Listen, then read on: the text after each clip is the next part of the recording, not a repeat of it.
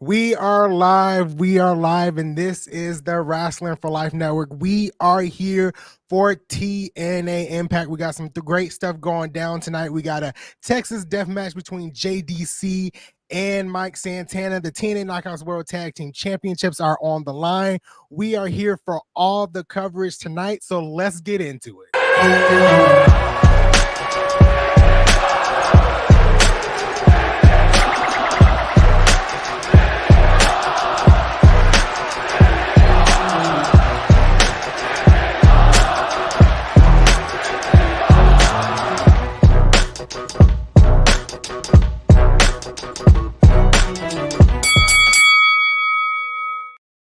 Like I said, welcome back to the Wrestling for Life Network. This is another live stream for TNA Impact. I will be here all night for TNA Impact Ringsider Anthony, and that is Big Nick. Ladies and gentlemen, boys and girls, children of all ages, the Wrestling for Life Network proudly brings to you its YouTube tag stream champions of the world, the chapeau that runs the show, Ringsider Anthony, and I am Big Nick. And yes, like you said, my guy, we're back at it with a Thursday Impact. People have been asking, they've been clamoring. They say, I need Anthony on my screen talking about Impact on Thursdays, and we got him for him. Right. It seems like a lot of people want the TNA Impact streams back. So tonight we are back with the TNA Impact stream. And I think we got a good episode for you guys because we got a lot of stuff going down. We got the fallout basically from Victory Road. So I think tonight's card is pretty solid. It's not stacked like it usually is, but it's pretty solid for it to be right after Victory Road. We got a Texas death match, my guy. I think that's a right. pretty good indication there. And we won't have to worry about any plastic bags or needles in mouths or hot toys or anything like that at all here. But yeah, 100% Impact's been cooking quite a bit here. The past, like Victory Road was sold out. They've been, selling out pretty much every pay-per-view that they've been doing here lately. So Impact's cooking, and especially with that NXT TNA deal. Yeah, Emergence was sold out. Victory Road 2 weeks later was sold out. Slammiversary was sold out, and I think Victory Road was the highest grossing pay-per-view this year in the United States for TNA. So yeah, they're really on a roll right now with like firing on every cylinder that they can. Let's go. And shout out to everybody in the chat. We see you, but we're kicking off right now. Are we kicking off with the Texas? No, we've got goddamn Alicia Edwards on my screen. Yeah, we got your favorite TNA knockout. I was so hopeful and then just so disappointed. But 100%, me and Anthony are watching on TNA Plus because YouTube or TNA did away with their YouTube membership. So that's the way you can watch it outside of listening to us is TNA Plus, or if you got Access TV, if you got access to access. Right, if you got access to access, those are the only two ways to watch TNA Impact as of right now. And like Nick said, we are kicking off with Alicia Edwards of The System. I don't know what she's really talking about here. I'm gonna say hi to the chat versus listening to this one. Yeah. Darius, what up? Damien, what up? Breaking news: Smackdown will be going 3 hours starting January 3rd. Allegedly. Yeah, allegedly. Yeah, we don't know just yet. I don't know how I feel about SmackDown going 3 hours. Maybe we can save that for a commercial break talk. Yeah, 100%. 3 hours. Yeah, because the only source I've seen on that is Wrestle Votes, and take that with a grain of salt. But C Money's taking JDC for the win. I've got Masha coming out right now. Keyshawn, what up? Damon again. Don, what up? Brendan letting us know the score of the Blue Jays Texas game, so I'm sure KJ's happy somewhere. Wrestling Proud, what up? HH3, MDB, 444 Talk, what up, my guy? Gilly, RM, Trek saying, did you guys hear SmackDown may be next day on Netflix starting in January? I heard that along with the whole 3 hour talk, so we'll save that for a commercial here. Yeah, absolutely. But so how do you feel, sir, about the whole TNA knockout scene and everything like that? Because I know you're a fan of Alicia Edwards, even though I'm not. And they, they ended up losing the titles and everything at Victory Road because Alicia can't compete. She's got the neck brace and everything. So right. How you feel? I feel good. I think it was about time for Masha to break away from the tag team. She's a standout competitor in the knockouts division. So I don't know if we're gonna get Masha and Jordan Grace in the next couple of months. But Jordan Grace did put out an interesting tweet saying that she put out all those open challenges, and the one person she wanted to accept the open challenge was Masha. So I'm not sure if that's something we're setting up down the line, but I'm glad they split up, honestly, because Masha needs a singles run and she needs that knockout title, to be honest. Oh, 100%. I'm all the way here for Jordan Grace versus Masha Slamovich. I love me some Slamovich. But it's I never liked the tag team with her and Alicia, A, because I don't like Alicia, and B, because it seemed like it was just because Killer Kelly was out and everything, so they had to find somebody to have as a partner versus, like you said, her actually getting this singles run. Yeah, absolutely. I really think they needed a replacement for Killer Kelly, because Killer Kelly was the original partner of Masha Slamovich. And I mean, I thought Alicia Edwards did a pretty good job of being Knockouts champion, but Masha is a Ooh. singles competitor through and through. And then Tasha Steelz comes out. And Tasha Steelz jumping Masha. So we got Tasha and Masha action, folks. Right. I'm fine with that as like Masha's kind of first singles feud and everything, away from being a tag team wrestler and everything, back as a singles competitor. Right. I think that'd be great. I also heard that like they really didn't break up a tag team at Victory Road because maybe Tasha and Alicia will become a tag team. I don't know how I feel about that either, because Tasha Steelz is great as a singles competitor. It says it in her name, the greatest that beat the greatest. So I'm not sure how I feel about that. Stop trying to make Alicia Edwards a wrestler, folks. It's not going to happen. It's like Fetch. Stop trying to make Fetch happen. Oh, we got Jordan Grace coming out now. Oh, okay. So I wonder if you do the tag team of, like you saying, Tasha and Alicia versus Jordan and Masha, and that sets up towards Jordan and Masha for the belt. Right. I just don't know when and then the system runs out. Like, this is crazy. What? And Jordan has already enough on her plate with and then the Hardys. What is happening? Everything. Hey, but this is so shout out Jeff, because this is a picture I've seen going around and everybody showing it of Jeff did like the makeup tribute to the Fiend and everything. Yeah, which is so cool to see, actually Bray being honored in another wrestling company that he was never in. That is so cool. Right. But so it definitely seems like we're either getting 2 tag team matches or we're probably getting an 8-person intergender match at some point here. But we've got the Hardys shooing off the system. Yeah. Oh, now here comes Santino. So we're getting something. We're getting a tag team match. John Cena. Trey, what up? Stoner Jesus, may the blunt be with you. What's up, Stoner? Small Mark, what up? I'm sorry, not KJ Anthony. I don't know why I said KJ.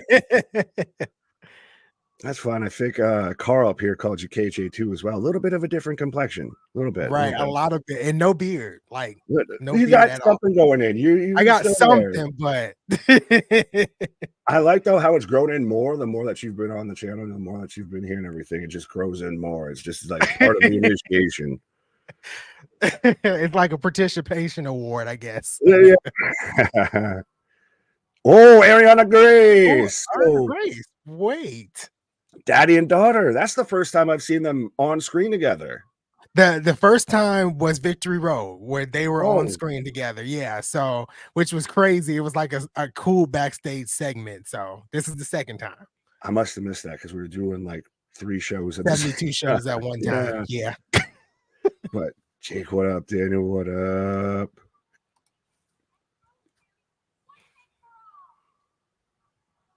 And what's she talking about with Rosemary? Yeah, I missed that. You reminded me of me kicking it with Leo. TNA has been really interesting lately. I hope the women's division gets more star power. I need Ash by Elegance to become Knockouts champion, though. Oh, man, after Anthony's heart there. Right. I don't know. So it seems like Ash by Elegance is teaming up potentially with the new knockout, Heather Reckless. Heather Reckless last week saved Ash by Elegance in her match, basically helped her win. So I think we're getting that soon, but we are getting Xia Li coming to TNA as well. So that's a great addition to the Knockouts division. Interessante. Now, was it confirmed? Because I saw kind of like the whole just kind of spooky vignette. I didn't know if they really confirmed that it was Xia Li or not. Yeah, it's confirmed to be Xia Li because I believe she actually shows up on next week's episode. Got you. No She's under spoilers. a No different spoilers. name. I'm not sure what the name is. Lee is in the name. I do know Leah Zai instead of Xia Li. Leah Zai is in the Impact Zone, but I've got EY confronting Josh Alexander. I'm seeing double over here. I got 4 Josh Alexanders on my screen. Right. Same Spider-Man meme. Bald Caucasian with a beard. I think Eric Young is trying to get into Josh Alexander's head just a little bit because of what he's been doing, and then losing that victory road, which I was kind of shocked. I thought Josh Alexander was going to win, but losing that victory road kind of is big for him.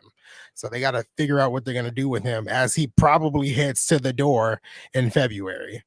Right, as we're actually in a commercial break right now. Yeah, he did say that he wanted to test free agency and everything. Yeah, he really wants to do that for his family. So I'm interested to see where he lands. Absolutely. I like this from Small Mark. The Hat Team Champions of the World. It's the Chapeau Show. Hassan, what up? I like this from Trek saying these guys go hard all day, all night with content. Help them out by liking, sharing, and subscribing. Absolutely, 100%, folks. Massage that algorithm, hit all the bell notifications, hit all the buttons, all the gizmos and gadgets. We got everything and anything for you out here. But so did we want to talk about, we mentioned it before, about the rumors that SmackDown's going to 3 hours, and I've also seen that SmackDown allegedly will air next day on Netflix. That's part of, I guess, WWE's deal, is that SmackDown will still be on Netflix, but it'll be next day. Yeah, I think with SmackDown going to 3 hours, I don't know how I feel about that. The SmackDown roster is much thinner than the Raw roster, right? I'm sure they'll rectify that with 3 hours, but having 6 hours of Raw and SmackDown in 1 week, I think that's just borderline too much. Now, I do know Raw probably will have the option of going less each week because it's on Netflix, but you don't have that flexibility when it's on the USA Network for SmackDown. It'll be straight 3 hours. So I honestly, I don't know. I would really need to see how it goes before I really give an opinion on how I feel about it being 3 hours. I don't think we're going to get it being 3 hours. I don't think that makes sense. Legit, like, even perceptually to me, you're not having a 3-hour show on a Friday night, and you're not retaining people that late on a Friday night and everything.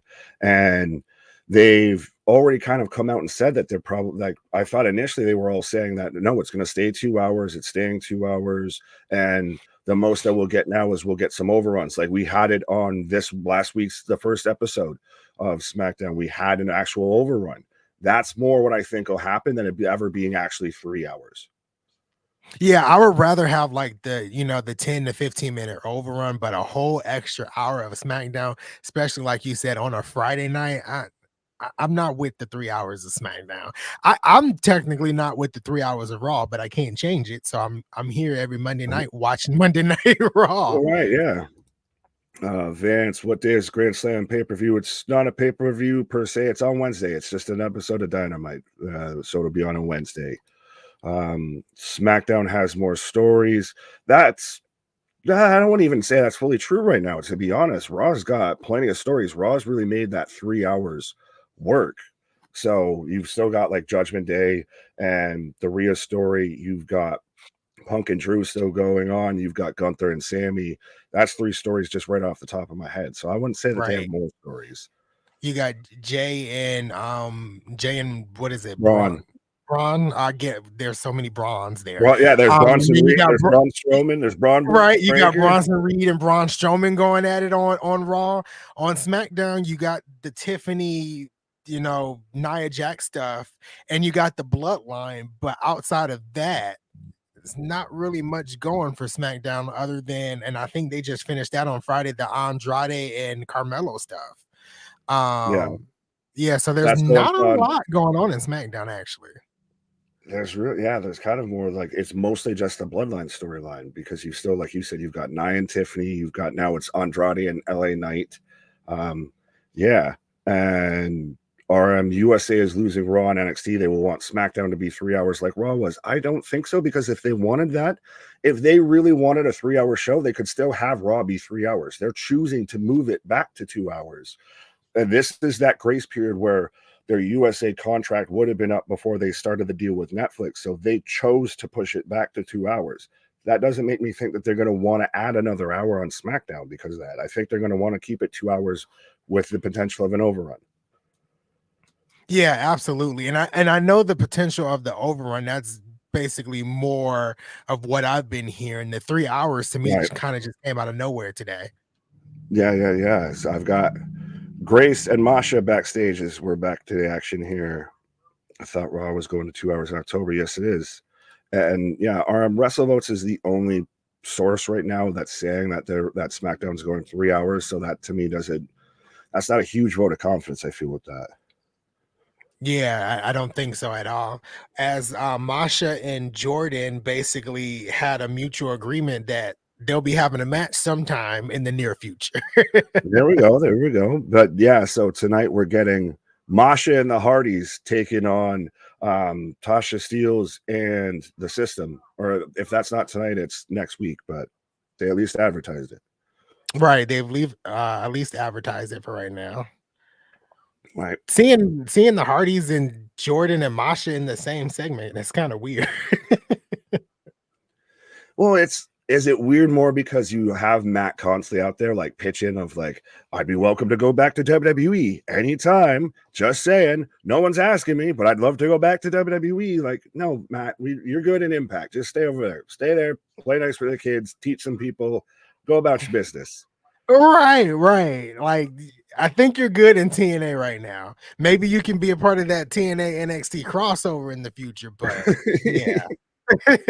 You get version 1, Matt Hardy showed up in NXT. I could slap a tornado. I could drive the sea. As I've got First Class coming out right now. I Yeah, so see we it. got Speaking of people I like in Impact, AJ Francis is starting to win me over with him in Impact.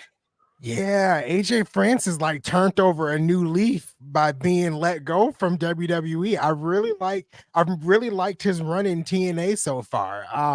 And I kind of hope they somehow, I know his contract is only to the end of the year, but I feel like there'll be an extension there with him. But I kind of hope they kind of pick up the tag team title soon. I know the Hardys are looking out for those tag team titles as well. There's a lot of challengers wanting them titles, but I really like AJ Francis in TNA. Yeah, and Casey Navarro's been fantastic. He was great on the independent scene. So glad to see him on my TV screen on Impact. But yeah, him and AJ Francis have somehow just made it work. Like they actually feel like a solid tag team that I want to watch. Yeah. And I mean, I know there was some things that happened with Rich Swann, and I think they were going to potentially win at Emergence, but a lot of things happened with him. But I hope that AJ Francis really does pick up those TNA tag team championships soon. Right. Adam, I like this. I can't place why, but KJ looks different. But yes, folks, we're getting Sinner and Saint taking on First Class. So let us know who you're taking in the chat. I think me and Nancy obviously are both going First Class.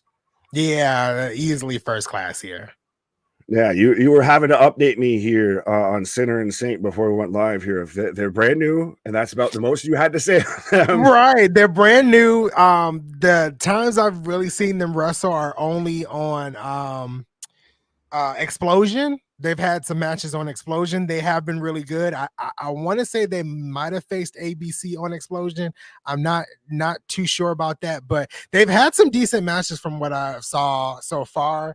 And I think they might have had one episode on one match on Impact a couple of months ago, but they're fairly new to the company. Fair enough. Can I just say that some wrestling show names are just hilarious? Explosion, Speed, Shockwave. It's like, okay, that's yeah. All right. The weirdest one out of all to me is Shockwave. Like that that's just a weird title for a wrestling. We're going to send a shockwave through the business, my guy. But yes, folks, let us know you're taking this. Which one's sinner and which one's saint? I don't know. I can't answer that now.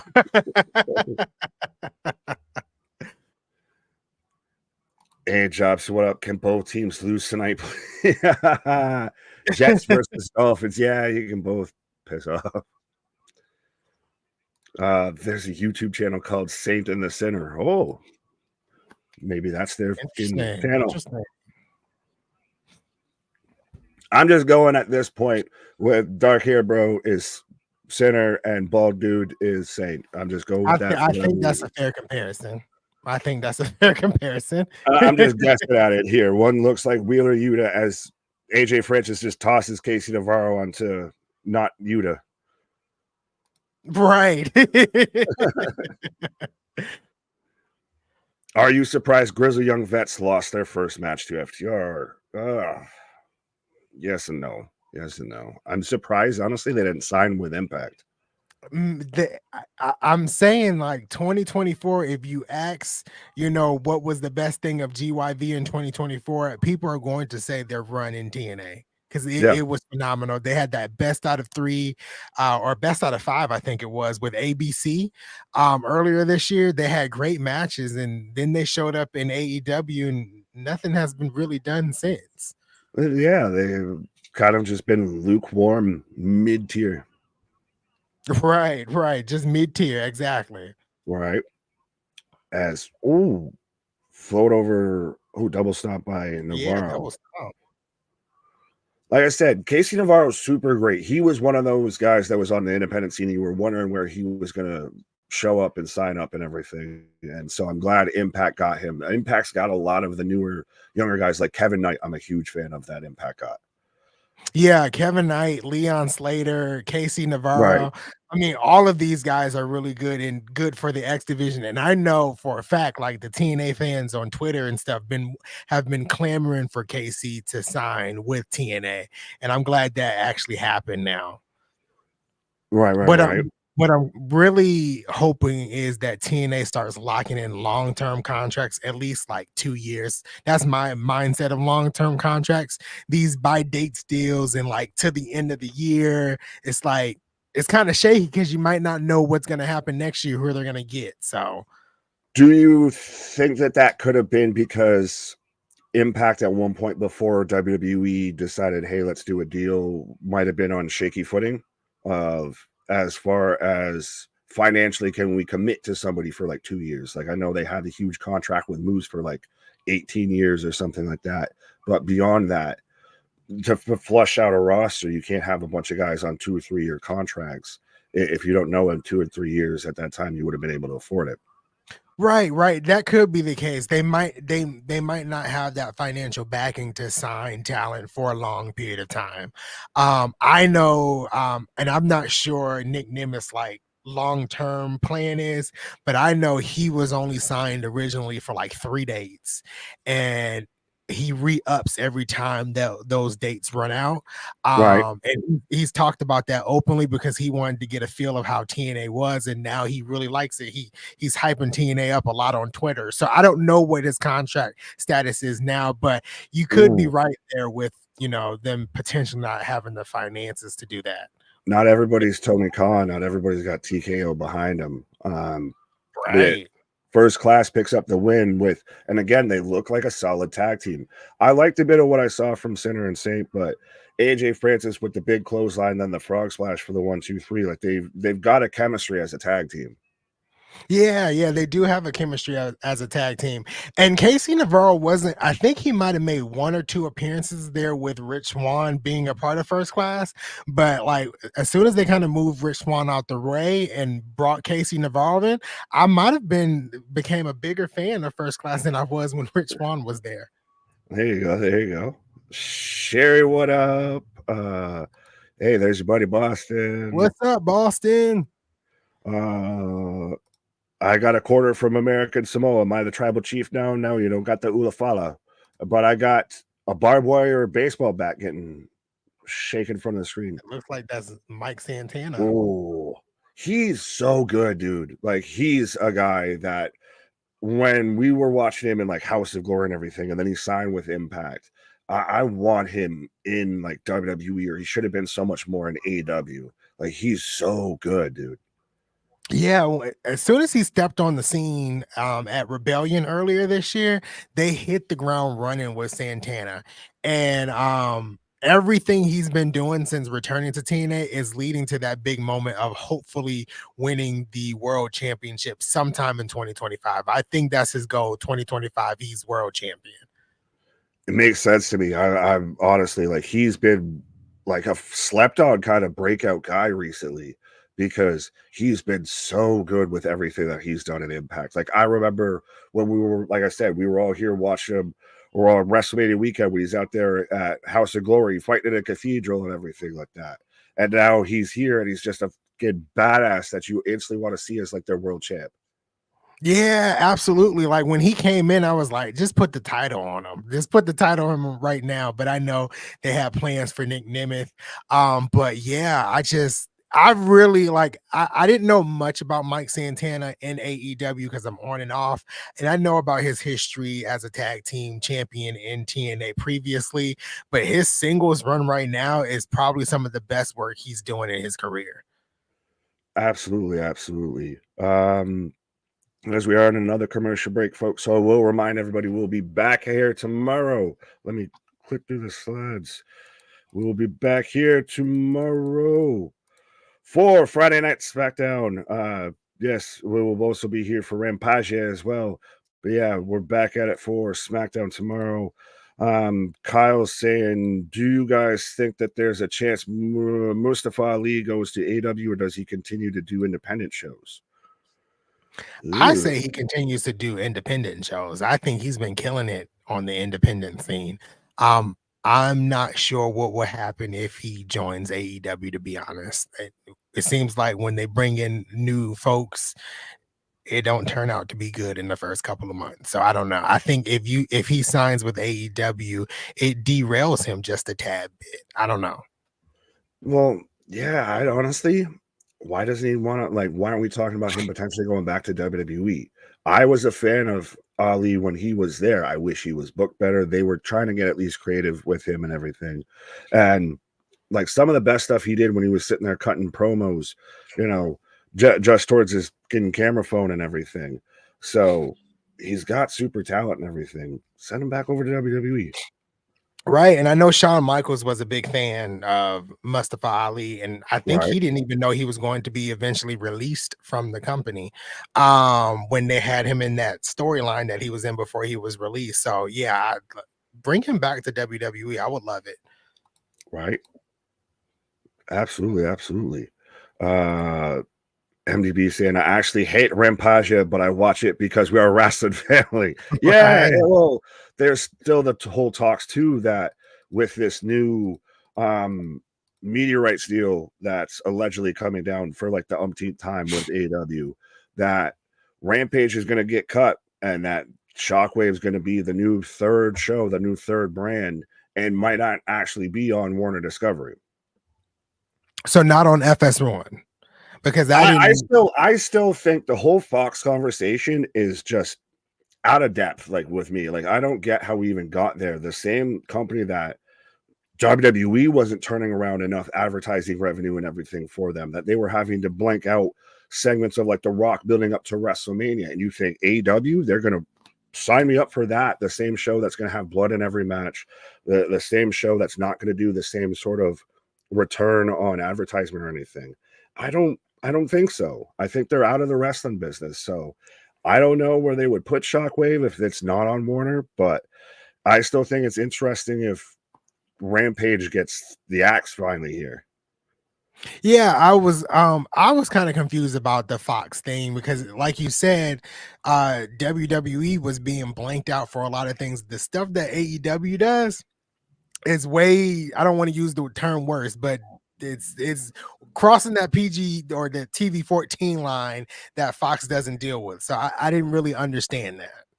Right. And so you're gonna air it on what, 11 o'clock at night, 10 o'clock at night on FS1 and hope that that's going to do really well. Like, no, that's you'd be downgrading that deal. You're like, if you're going to do it, just keep it, I guess, in the same time slot. I don't know what to make of this whole media rights deal at this point, because I feel like we've just been going at it for months now of, oh, it's going to happen any day. Today's the day. And then tomorrow comes. Today's the day. And tomorrow comes. It's Yeah, Groundhog's Day with absolutely. this shit.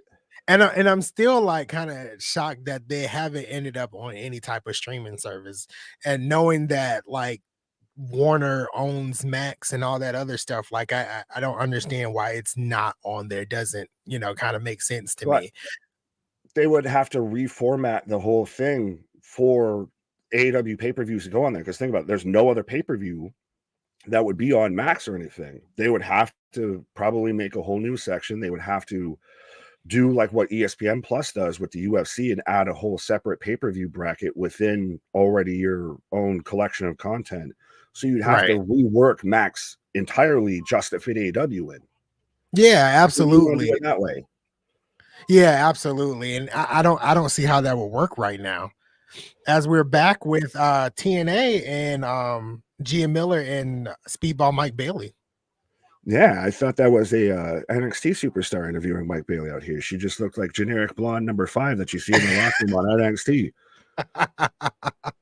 I was waiting for her to have a match with Izzy Dane or Carly Bright or something like that.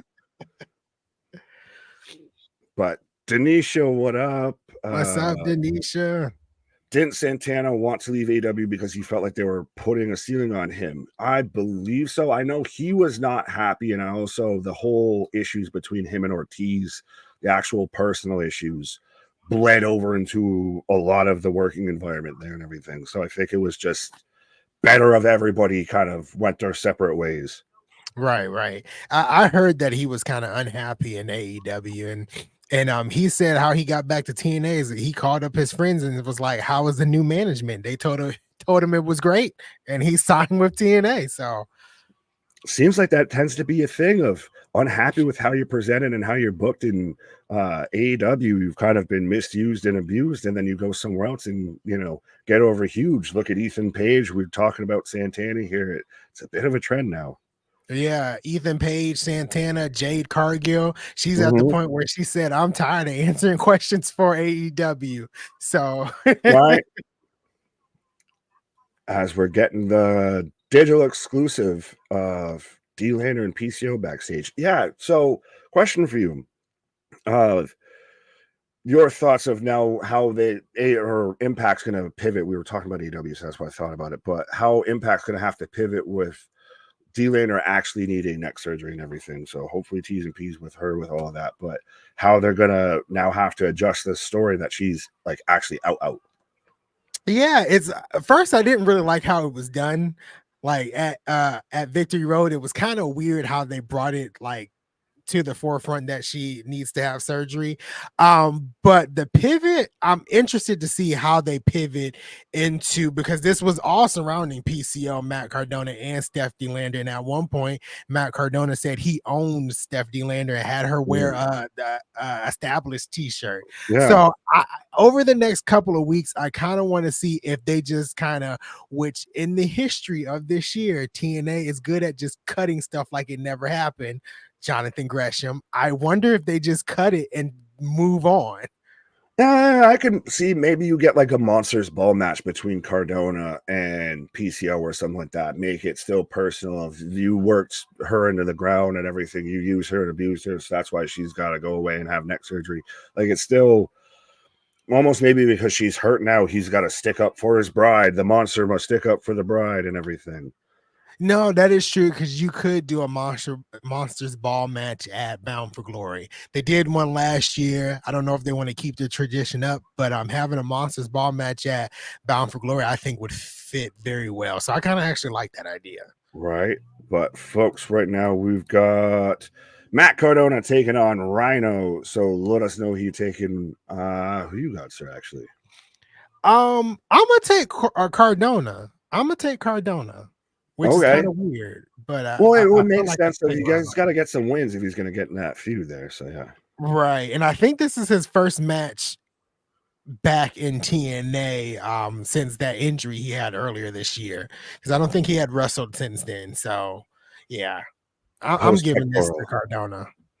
Fair enough, fair enough. I mean, the ECW fan in me and always just loving gore kind of wants to go Rhino, but yeah, Cardona is still like a guy that any company right now could make money with him, could be a top guy in any company right now. So he gets the win. We start setting towards him versus PCO. Yeah. And I think we'll get that match at Bound for Glory. I think it'll be PCO versus Matt Cardona, potentially for the digital media championship. Right. Kyle's taking Cardona for the win. Rhino needs knee pads.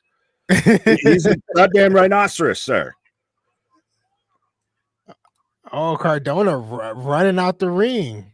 Well, of course, you run away from the gore. That used to be like devastating as shit. That used to be the most painful ass looking spear because this man has no neck. You are getting hit with pure shoulder. That is true. No neck. He's the fucking Tomohiro Ishii of ECW. No neck Rhino. You can't choke him out because he doesn't have a neck to be choked. Right. Yes, he did used to wear the last knee pads. He also used to be a little less round. Age does wonders. Kyle down here asking, how does everyone like using the TNA Plus app? I just signed up for that. I like the TNA Plus app actually.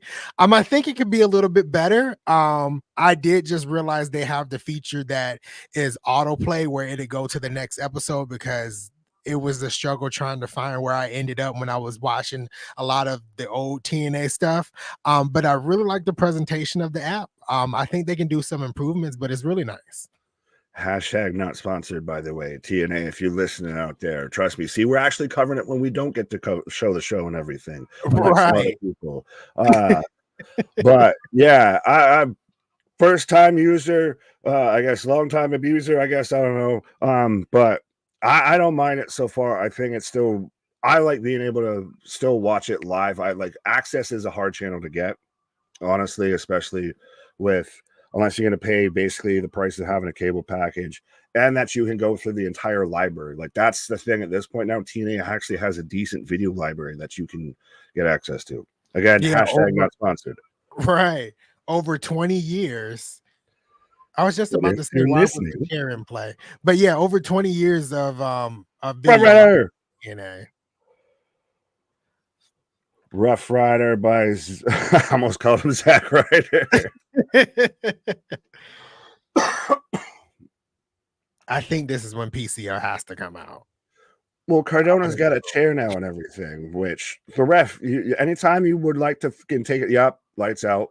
I wonder if he's gonna do the whole. Oh no, he's not doing the full entrance.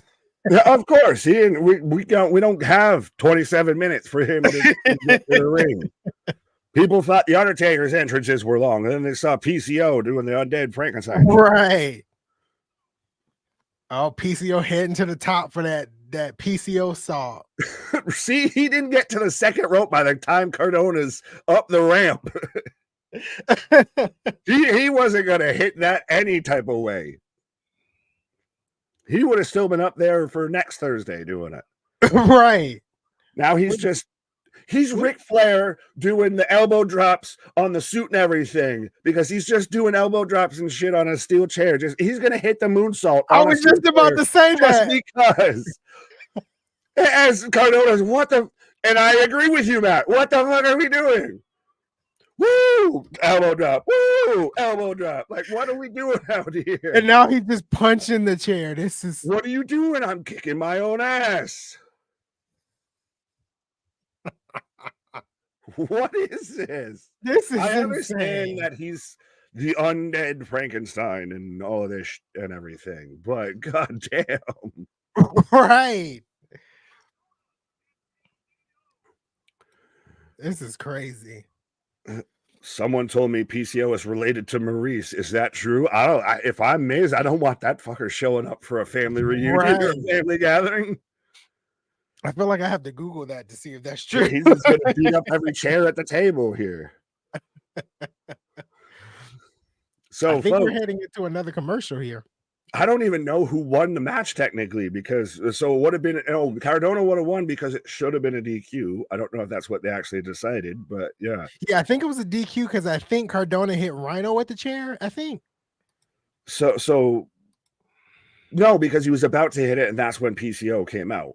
So he never actually hit it True. with it. Then PCO hits chokeslam. So shoulda, coulda, woulda. That should have been the decision. But so Cardona versus Rhino, Cardona 1-0. PCO versus Chair. I guess Chair 1-0. Yeah, absolutely. Yeah, I think you're right. I think that is what happened. Right.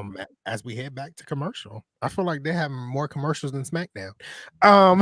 Where's Curtis, the predictions champion, with our over-unders, our bets out here to see where we are with how many Right. commercials tonight. I think we're on number 3 so far. So I've seen it brought up in the chat a couple of times, and I don't think we've touched on it just yet, but the Lucha Brothers headed to WWE.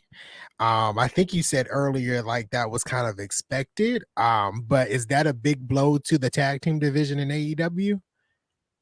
If they were actually focusing or doing anything decent with the tag team division in AEW, yeah, I think it's like the tag team division in AEW is one whole thing.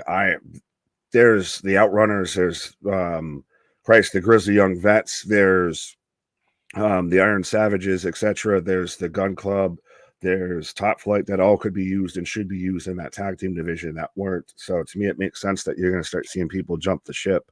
I want to ask you, and I want to ask the chat how we feel that they're not doing the NXT tour. That allegedly they're going right to the main roster. Is that they're going right into the tag team division, or are they going to get thrown into like Legado or LWO or something like that?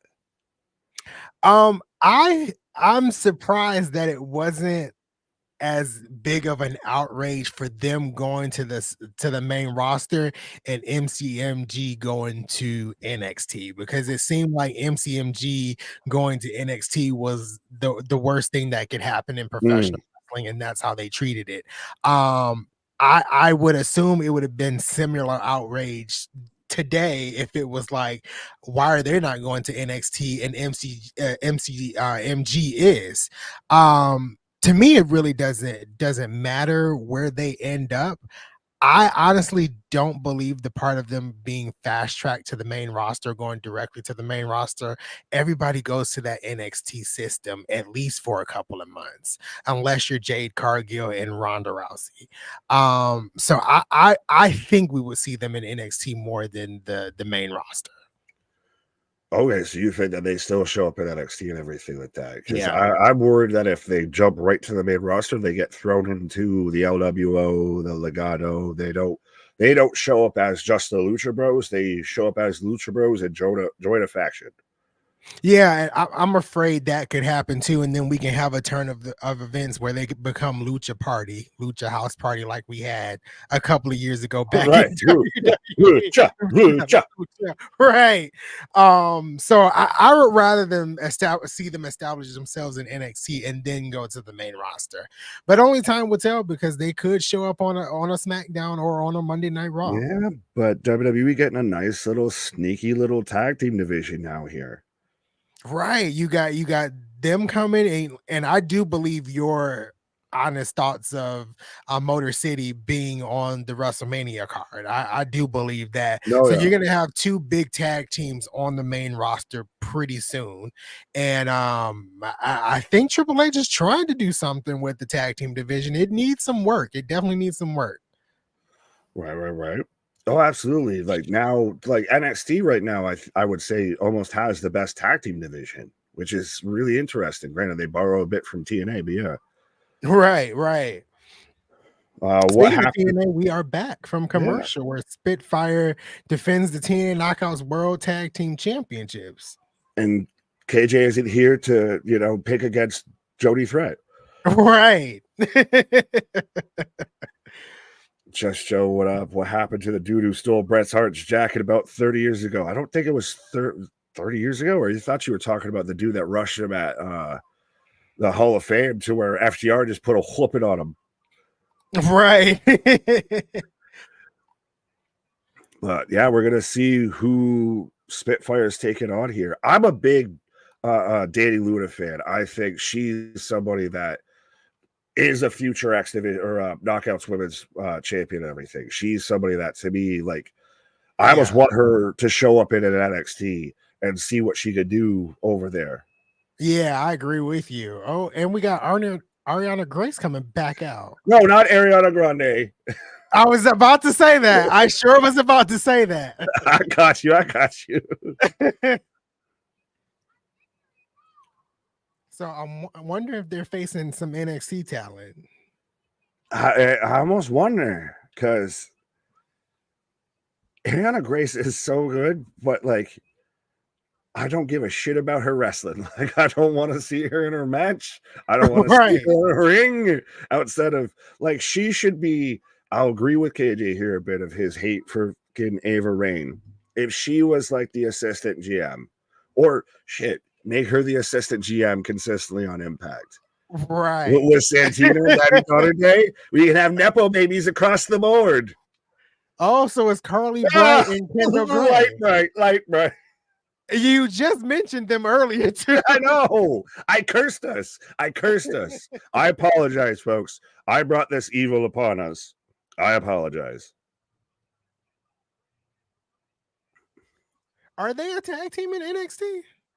They're kind of a duo. I still half the time try and remember who's bright and who's light and everything. Like, it's so, again, that is a bit of the issue with some of NXT's women's roster. It is generic blonde female number 5. That is what is going on, and it's like, it's so hard to decipher who is who, because they all do the same shit. They all look the same. They all have generic ass entrances. They all do a generic ass moveset. It's like the beginning of like your make a player career or something like that, so you just take on like jobbers the whole time. I know it was a couple of weeks ago during the NXT stream that KJ, it was like a backstage segment, and KJ was mentioning how almost everybody had blonde hair. Literally 100%. As I've got Jody Threat versus, I'm going to say Bright for right now. But yeah, if you ever want to know and see an actual layout of whatever shade possible to dye your hair blonde, tune into NXT and watch a women's segment when they're backstage in the locker room. You will see every shade from L'Oreal to Garnier, everything. You will see every shade of blonde. It's funny that you actually got the names, L'Oreal. Yeah, work retail. You get to know it. But folks, you can let us know what you think. I'll say this, just let us know how fast you think Spitfire wins this match, because let's be honest, I ain't taking it, light bright over here. I don't know about you, sir. Yeah, I'm definitely taking Jody Threat, Spitfire, and Danny Luna. Yeah, this is, I feel like this should be light work for Jody Threat and Danny Luna. Yeah, because that's the thing, is they're still not even like an established tag team in NXT. Really, like, they're more if an NXT level up team almost than anything. Yeah, so and Spitfire is in their second reign of the Knockouts World Tag Team Championships. They're pretty established, so yeah. Right. Ooh, big follow and a kip up from Danny Luna. Like I said, I'm just a big fan of her personally. I have bias towards her. I'm a fan of her.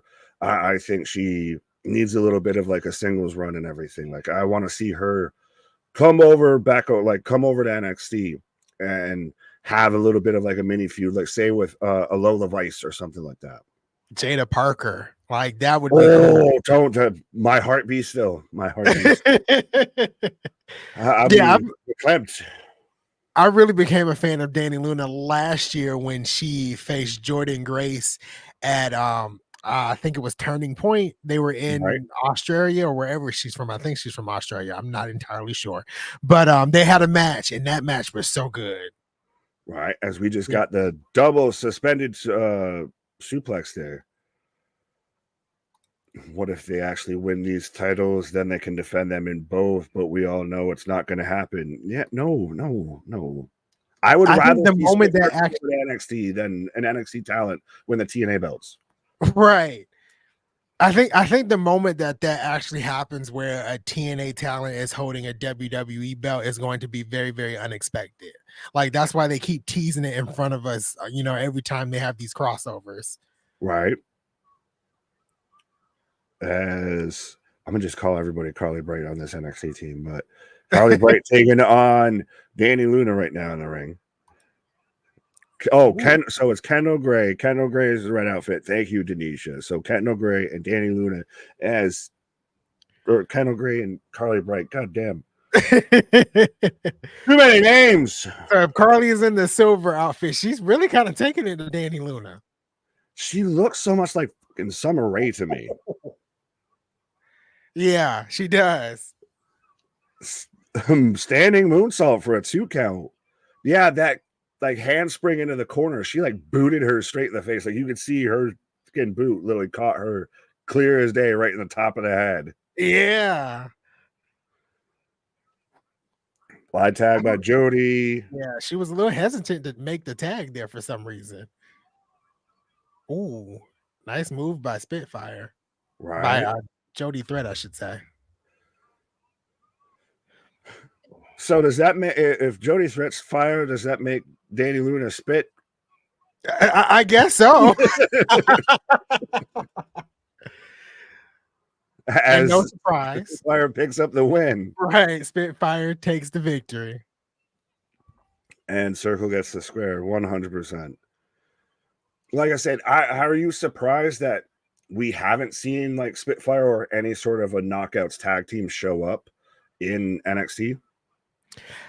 I'm kind of surprised, and I think it's because like the tag team titles, at least the WWE tag team women's tag team championships, are not really defended on NXT. They're supposed to be, but they're not. And I think Jade and Bianca are defending at one of the special NXT shows in a couple of weeks, I think.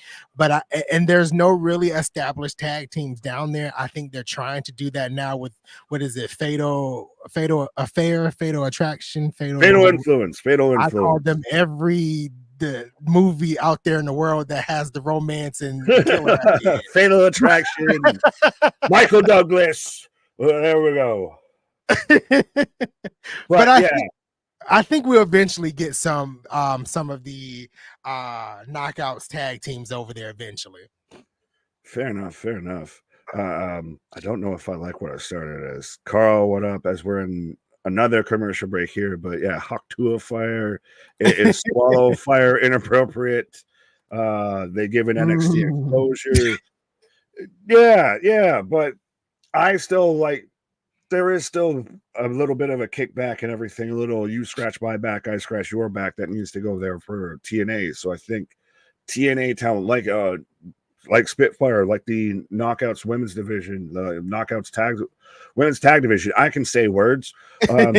Showing up on NXT and everything helps give NXT some exposure and everything for those who like women's tag team wrestling, who like women's wrestling, like because we don't get, like you said, the women's tag belts from the main roster coming down to NXT.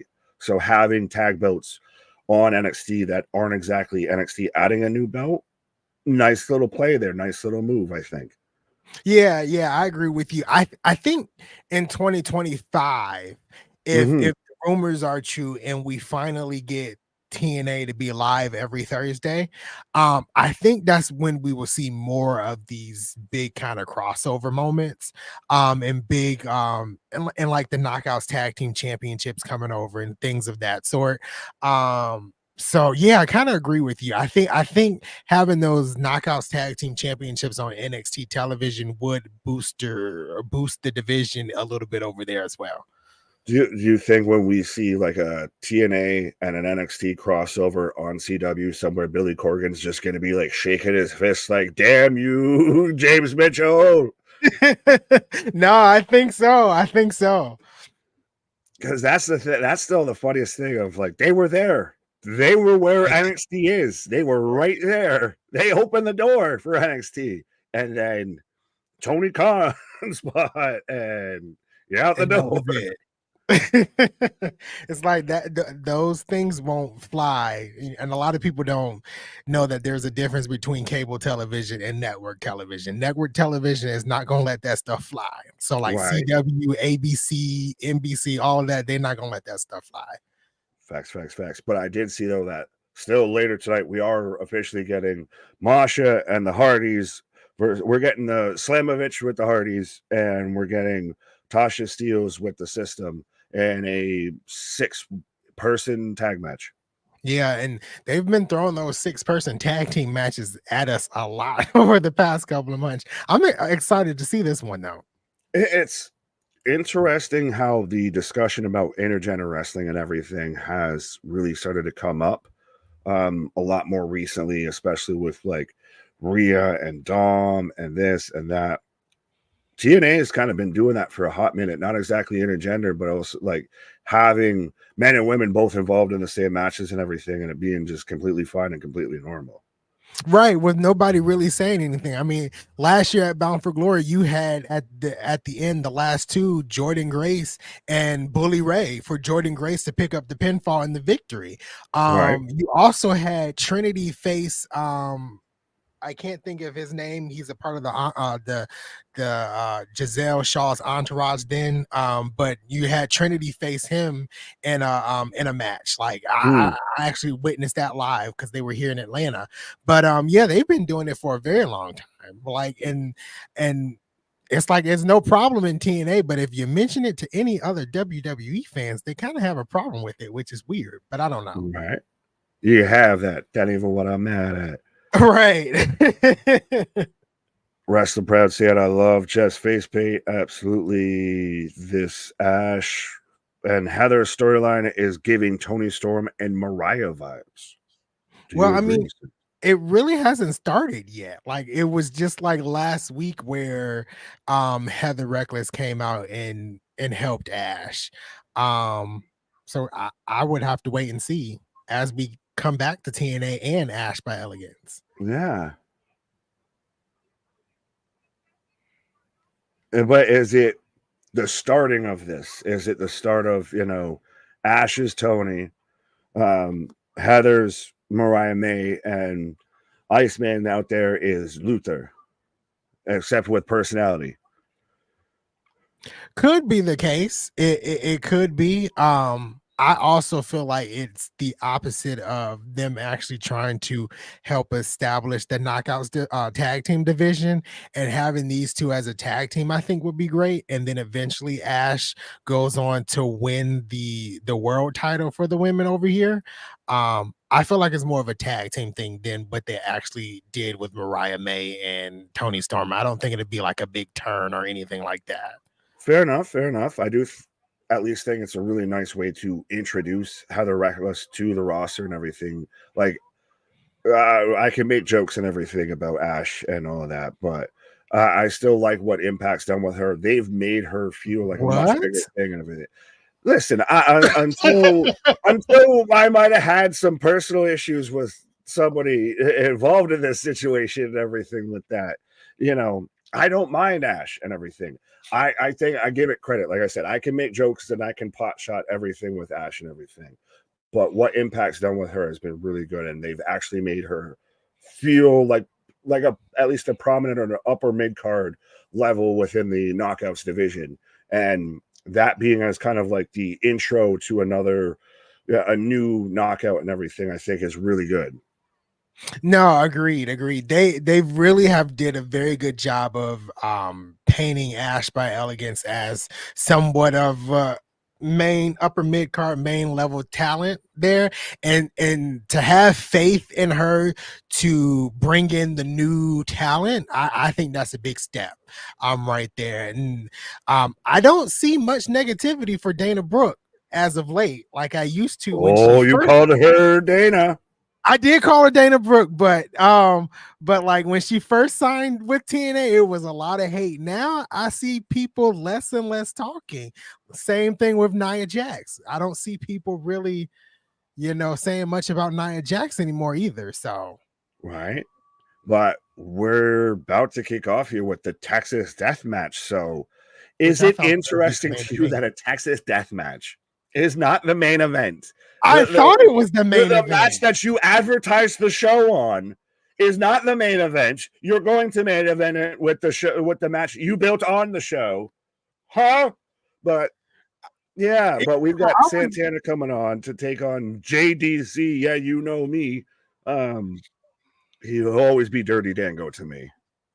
So when I heard the system's music hit, I really thought it was going to be that tag team match, not the death match. This is kind of weird, but okay.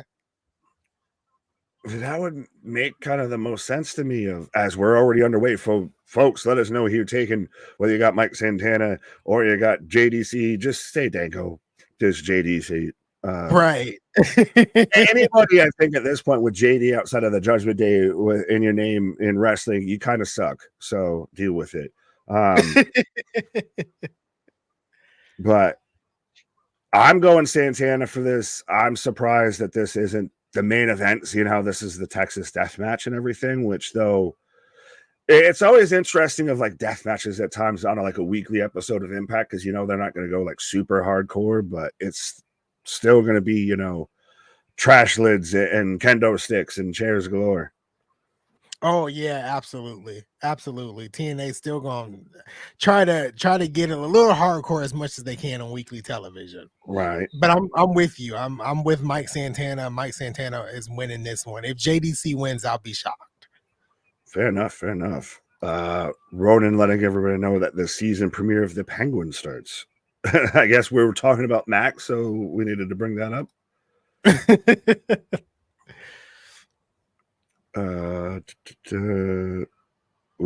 Dango rolls out. I'm not calling him JDC. You can have them. He's Dango. I didn't even when they switched his name, they did it so quickly. So when they started mentioning JDC, I'm like, who is that? Yeah, like To find out it's Dirty Dango. Literally talking before we went live, and I had to ask you, it's like, so is there any Impact stuff I need to know before this? And you're like, well, assistant with JDC. I'm like, who? What? Who is that? Yeah, you're like, I don't know who JDC is. Oh, it's Dirty Dango. Oh, okay. Right, exactly. What does JDC even stand for? Is I've got I don't even know. It's I don't even know. Jesus Devante Christ, maybe? I don't know. In nomine Patre File, Spiritus Sancti. Then Billy, that stoner Jesus is right there. Breeze is chilling on up, down, down. Oh, yeah, well, get Tyler Breeze out here to team up with Dirty Dango. The Fashion Police I actually was a fan of, but we're setting up the chair bridge here by Santana. Okay, so this probably makes more sense. Johnny Dango Curtis. That okay. That makes, I guess, more sense. I don't know if you can have an ugly name like as a person, but Johnny Dango Curtis sounds like an ugly name. Like, normally just have ugly people, but that's just an ugly name. Everybody instantly just Johnny Dango Curtis, Johnny Dango Curtis, Johnny Dango Curtis. We get it. It's not fucking goddamn Curtis. You say his name into the fucking mirror 3 times. Oh, I felt that one in my back. I'm sorry. I felt that one kind of hurt. So Dango just powerbomb Mike Santana onto the chairs with back-to-back and everything, which always is painful. The worst time I've seen anybody do anything like that was, I think it was Malachi and Adam Cole at like a takeover. And he does like the Death Valley driver onto it, and you can just And PCO took that move at I think it was Slammiversary. He took that move onto the chair, power bomb to the chair like that. That's why he was beating the chair up tonight. He's like, I remember you did this to me. I'm gonna whoop your ass. As right now, Dango in control, just getting in some early batting practice on Santana with a trash bin on his head.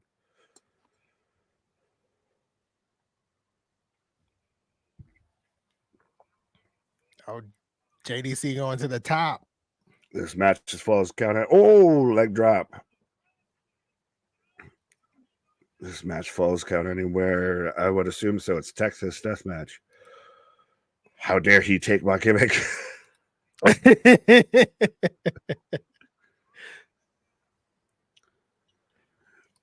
RM, I think you're a bit ahead of us, my guys. So maybe relax a wee bit with the spoilers.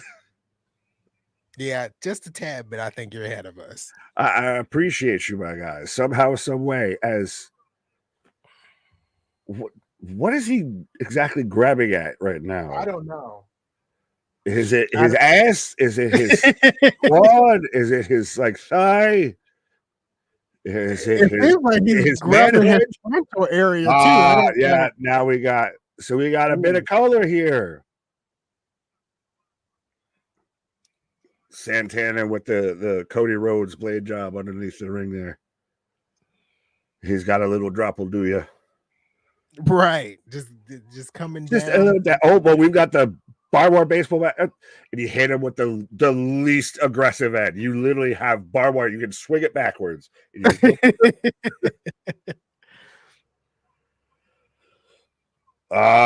we go with the cactus jet. Oh, right to the. So, okay.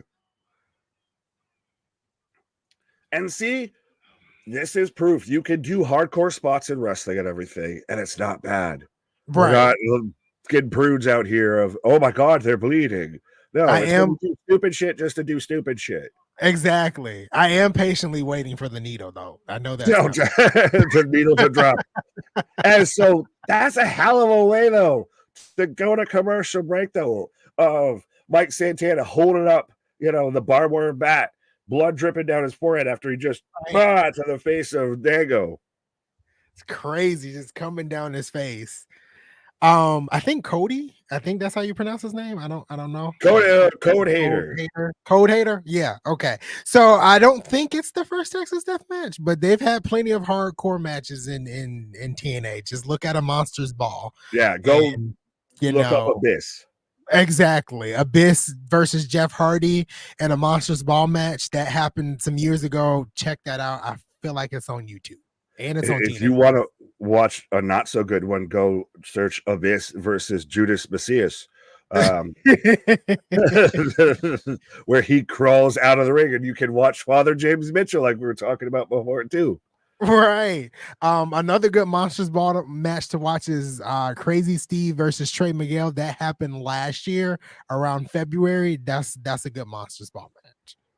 Yeah, well, that's the thing is TNA actually does a does a good version of doing hardcore wrestling without like going ever like really too far. Like they'll get more comical a bit, like when you had Dr. Stevie with the Abyss, and he the first needle in Impact Wrestling where he's injecting him with the neuro tranquilizer or whatever, so he can't talk, he can't move, but he can still exist.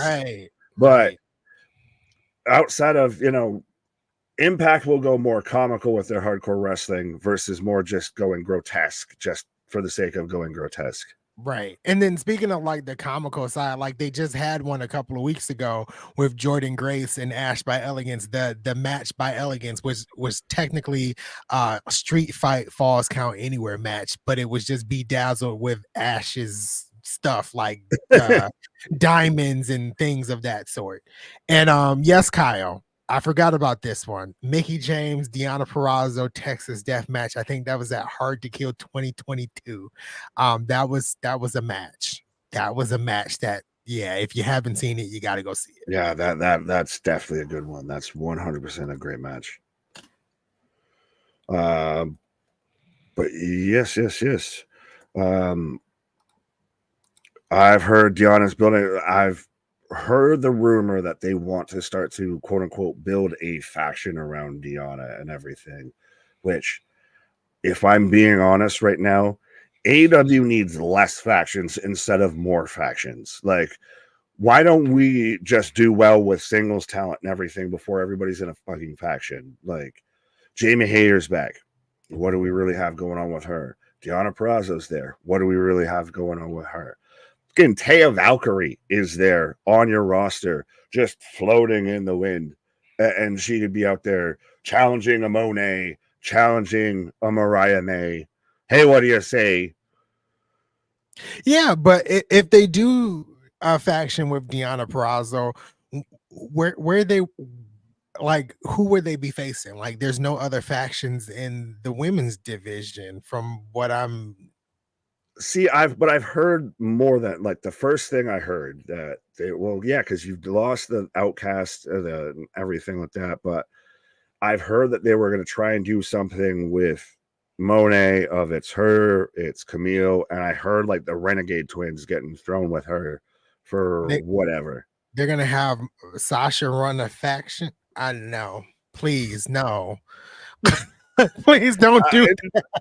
I'm just saying what I've heard. I'm not saying I agree with it. I want it at all. I don't know how I feel about that one. But Deonna running a faction, I would kind of like to see that. I think she can do that. I do like her better as a singles competitor. I've seen a lot of her matches in TNA and outside of TNA. But it'll be something new for Deonna, seeing her a part of a faction. Right. Trek asking, have you guys seen the Texas death match between Hogan and Harley Race? It happened in June of 1987. Holy. Well, I wasn't born, so I mean, it could go back, but yeah, I was still a twinkle in my daddy's eye here and everything. But as we come back and Dango's just busted, like we missed all the cool shit during commercial. They're probably gonna have this. I'm gonna have to watch the replay. They have the non-commercial parts when they do the show without the commercials, like when they uploaded the TNA Plus. So I'm gonna have to watch that back.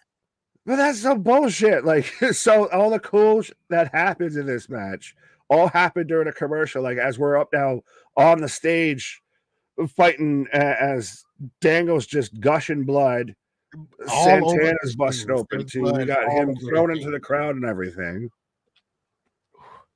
Yeah, this is.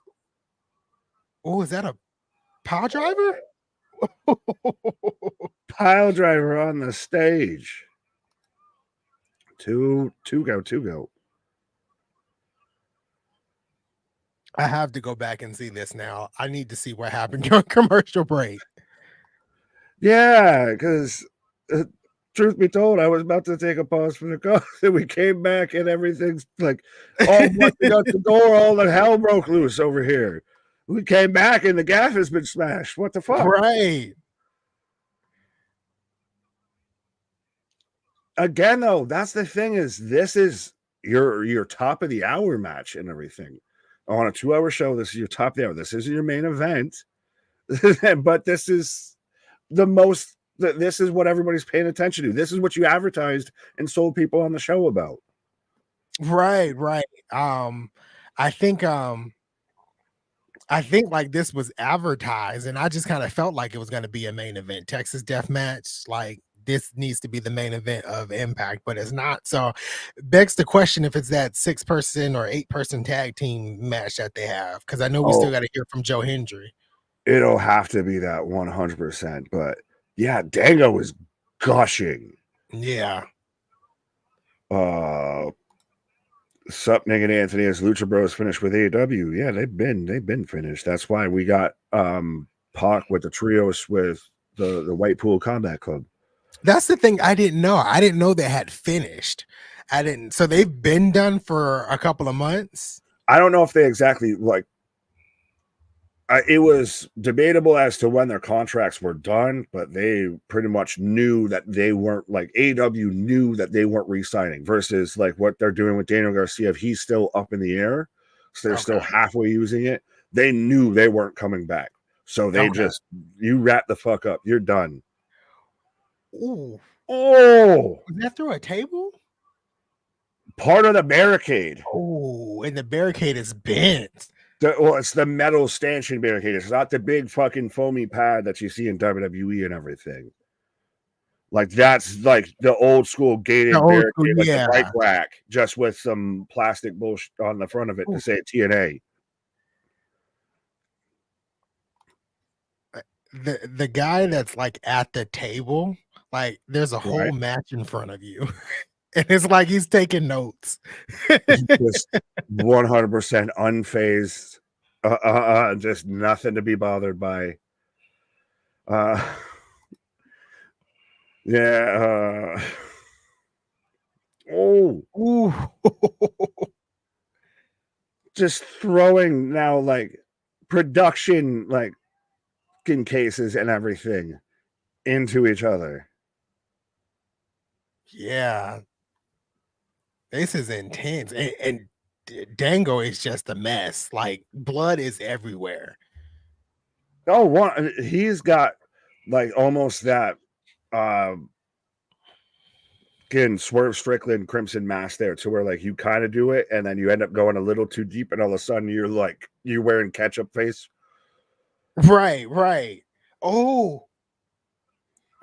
What was he about to do there? Oh, he's about to do. Oh, he's going up. He's grabbing a ladder. He's grabbing a ladder. Jumping off the stage onto Dango wasn't enough for Mike Santana. We're going to go and get a ladder so we can climb up and go and jump off that. Oh my God. No, but he's Dango, you can see he's waiting for the signal. He's waiting for the Iggy to move. He's going to move. Oh. Shout out homie with the fucking hooked like sideburns there. The hook mutton chops holding the ladder. But yeah. Oh. Fucking body splash. 2, 3. That had to be it. I thought he was gonna. I was almost scared he was gonna sit there and try and do like a moonsault or something like that. Try and do like a swanton bomb. I'm just more glad that he just did a splash. Right, just a normal splash. Right, just fall. But that's interesting. Nope, just jumping at you from base height ain't enough. I need to climb higher to fall on you further. I forgot. MDB, you're right. So in TNA, their Texas death matches is a 3 count, and then they have to stay down for a 10 count. So it's what? Yeah, I forgot about that. Hi, there we go. Hallelujah. It's over. Yeah, I totally forgot about that. Yeah, in TNA, it's a pinfall, and then they have to stay down for a 10 count. So it's like a last man standing match. Listen, I know we both wear hats and everything. We both got the chapeaus and all of that. But why you got to put a hat on a hat? Why you got to put a gimmick on a gimmick? Like it's already a last man standing match. Like, it's already a Texas death match. Why you got to make that plus that and a last man standing match? As Moose. Is that Moose? A moose is on the loose. When has Moose always been called the franchise? No, I think that's just kind of started. I think. Gotcha. Shane Douglas gonna write a cease and desist letter real fast. As he broke out of that chair and see, yeah, even the top of the chair is broken.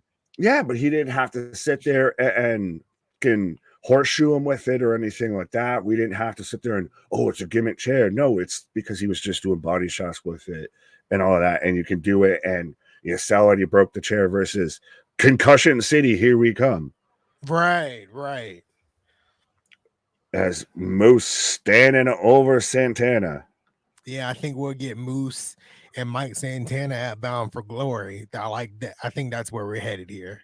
Right. Oh. Josh Alexander trying to recruit the Nut Squad.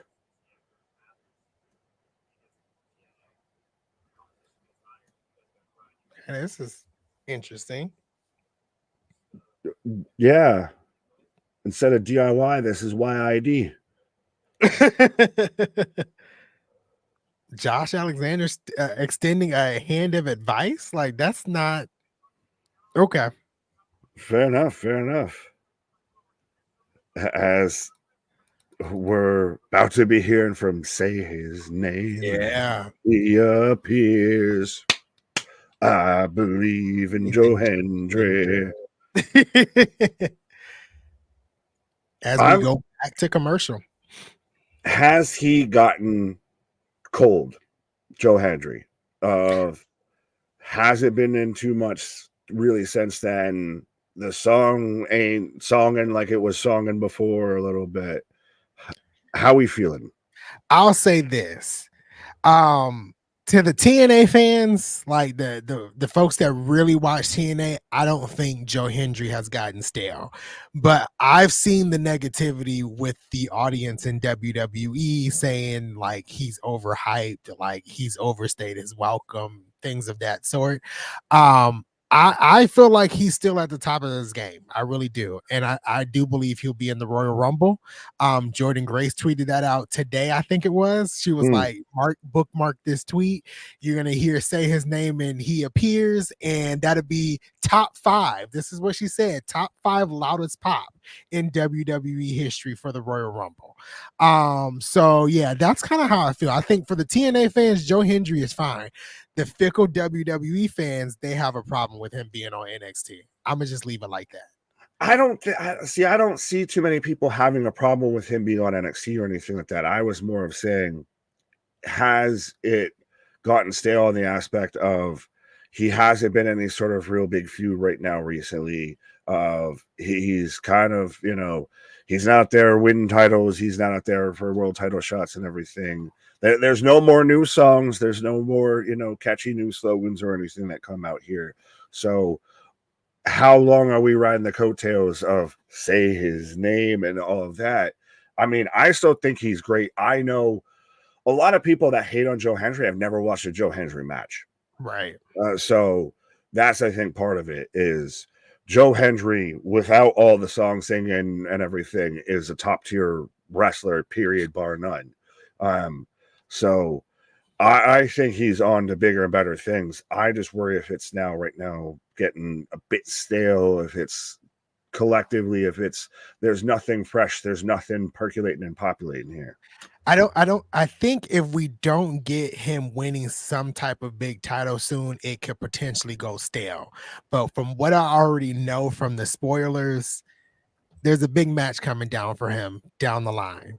And Well, I think that's I'll let what we're gonna get. you say the spoilers right now. I'm gonna go walk off. I'm gonna go, make sure I plug my ears and everything so I don't hear the spoilers. So you can play. We're playing a game right now, folks. If Anthony's gonna let you know the spoilers, and I'm gonna have to come back and see if I know the spoilers here.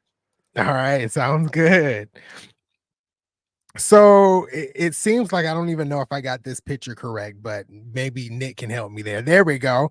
So it seems like we could be potentially getting Joe Hendry versus Nick Nemeth for the world title at Bound for Glory. That's kind of what I've heard over the past couple of days of what went down at the Victory Road tapings the night after. So I think we will see a big payoff with Joe Hendry very, very soon. Um, and Damien, I think I just answered your question. What's next for Joe Hendry? And I think it's Joe Hendry and Nick at Bound for Glory. We are about to hear from Joe Hendry as soon as TNA comes back from commercial break. So I think that's kind of where we get the breakdown of what's happening with Joe Hendry over the next couple of months. I think Joe Hendry goes into 2025 as TNA World Champion. And it feels like I'm changing a lot of the things that I've talked about over the past couple of months because I thought Ash by Elegance would be winning the title at Bound for Glory, the TNA Knockouts World title, and I don't think that's happening. It could be Rosemary, it could be Masha. RM is asking, is it too soon for Nick to drop the title? I don't know. I really saw Nick Nemeth holding the title until Hard to Kill. And he potentially can because they can string out the feud with Joe Hendry until Hard to Kill. Also, TNA is not opposed of doing face versus face, or heel versus heel. TNA, they kind of don't stick by the traditional wrestling rules when it comes to that. So yeah, I think it could be too soon. And it looks like TNA is back. And we got a Xia Li promo package here, video package here. So it's definitely Xia Li. This is looking pretty cool. This is looking really cool. This is going to be a great addition to the knockouts division, and we need some star power in the knockouts division. And Xia Li is a pretty good asset, I feel like. So next week we get Xia Li, and I think her name is I don't even want to pretend to pronounce it. I'm not gonna do that. So Xia Li debuts next week on TNA Impact. I'm excited for that. I'm excited for that. And I potentially get to see her wrestle live for the first time next week because I'll be at the TNA tapings next weekend. So we're moving from the Xia Li promo package to Joe Hendry and what he will have to say. So I'm excited for that. Eric Tate, has Joe ever been a heel in his TNA run? I do not think so. I don't think he's been a heel at all. MDB is coming down here with the wording of how you're supposed to say it. So it's Lei Ying Lee. Hopefully I pronounced that right. I feel like I'm saying this from watching like Avatar the Last Airbender, Lei Ying Wei. I like that name though. That's pretty cool. Carl, Anthony, wait, what they're taping for TNA next week? Yes. So obviously next Thursday is the regular airing of TNA Impact. So that's from the Victory Road tapings. Next Friday and Saturday, they're taping the entire road to Bound for Glory in Spartanburg, South Carolina. There'll be 4 episodes taped over a 2-day period, and I'll be at both of the tapings, the Friday tapings and the Saturday tapings. That all goes down next weekend, and it's the lead up to Bound for Glory. So the last episode they'll be filming would be Saturday night for Bound for Glory. So I'll actually know the whole Bound for Glory build up like next weekend. MDB says I used to have a lot of Chinese workers. I'm okay. Well, I trust you there. I trust you. So you probably are right. So we got Joe Hendry out here about to tell us what's up next for him. He's basically saying it's been a roller coaster year for him, and Victory Road was special because he beat Josh Alexander, the face of TNA.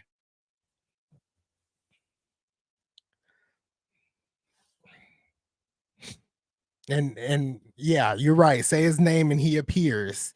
So we said his name, he appeared. This is Joe Hendry and what he's about to say for his next steps. I'm excited.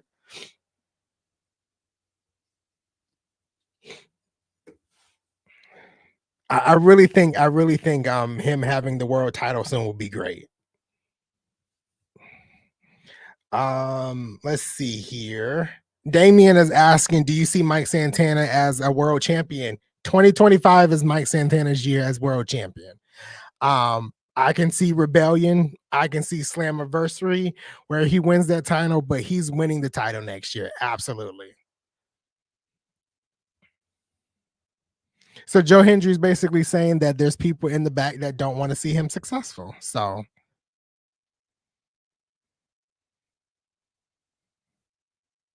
I think this is where we get it. I think Nick Nimitz comes out. Something has to happen. Jobson says I need the Masha killer back. Masha's coming back. She's coming back strong. She's a singles competitor now. I think she's gonna go after Jordan Gray soon. I think if I was booking it in a perfect way, I would book Jordan Grace to lose at Hard to Kill. That's kind of how I would see it.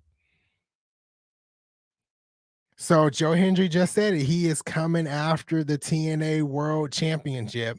And then here comes the king of TNA, as he calls himself, Frankie Kazarian, coming out to interrupt everything. I think RM what we'll get is Joe versus Kazarian for the like the number 1 contendership. and then Joe eventually wins, and then we get Joe and Nick at Bound for Glory.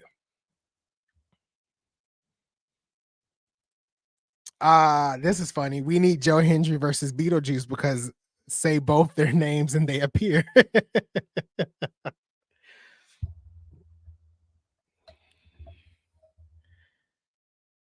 Oh, that was kind of harsh. That was kind of harsh what Frankie Kazarian said. I'm not going to repeat it, but Kyle down here says, I also like to see Steve Macklin. We need another Steve Macklin run as world champion. I didn't really like his run last year, so we kind of need to see it again. He's improved greatly. I always call him the Stone Cold of TNA. So yeah, we need to see that. We need to see that. RM is saying, I wonder when Hammerstone goes after the TNA World Title. I would say maybe if I was booking it the end of 2025, maybe around this time next year, I can see Hammerstone going after the world title. I think he still has I don't want to say proving ground because I don't think he needs that, but I think he still has some contenders to go after before he goes for that world title. Because we could potentially have Moose versus Hammerstone. I don't think we did Mike Santana versus Hammerstone. Joe Hendry versus Hammerstone, but Joe Hendry could be world champion at that time. So yeah. I don't know. I think this time next year is when we see Hammerstone as a world champion or going after the world champion. And Frankie Kazarian, like always, basically saying he's the king of TNA. Nothing new here.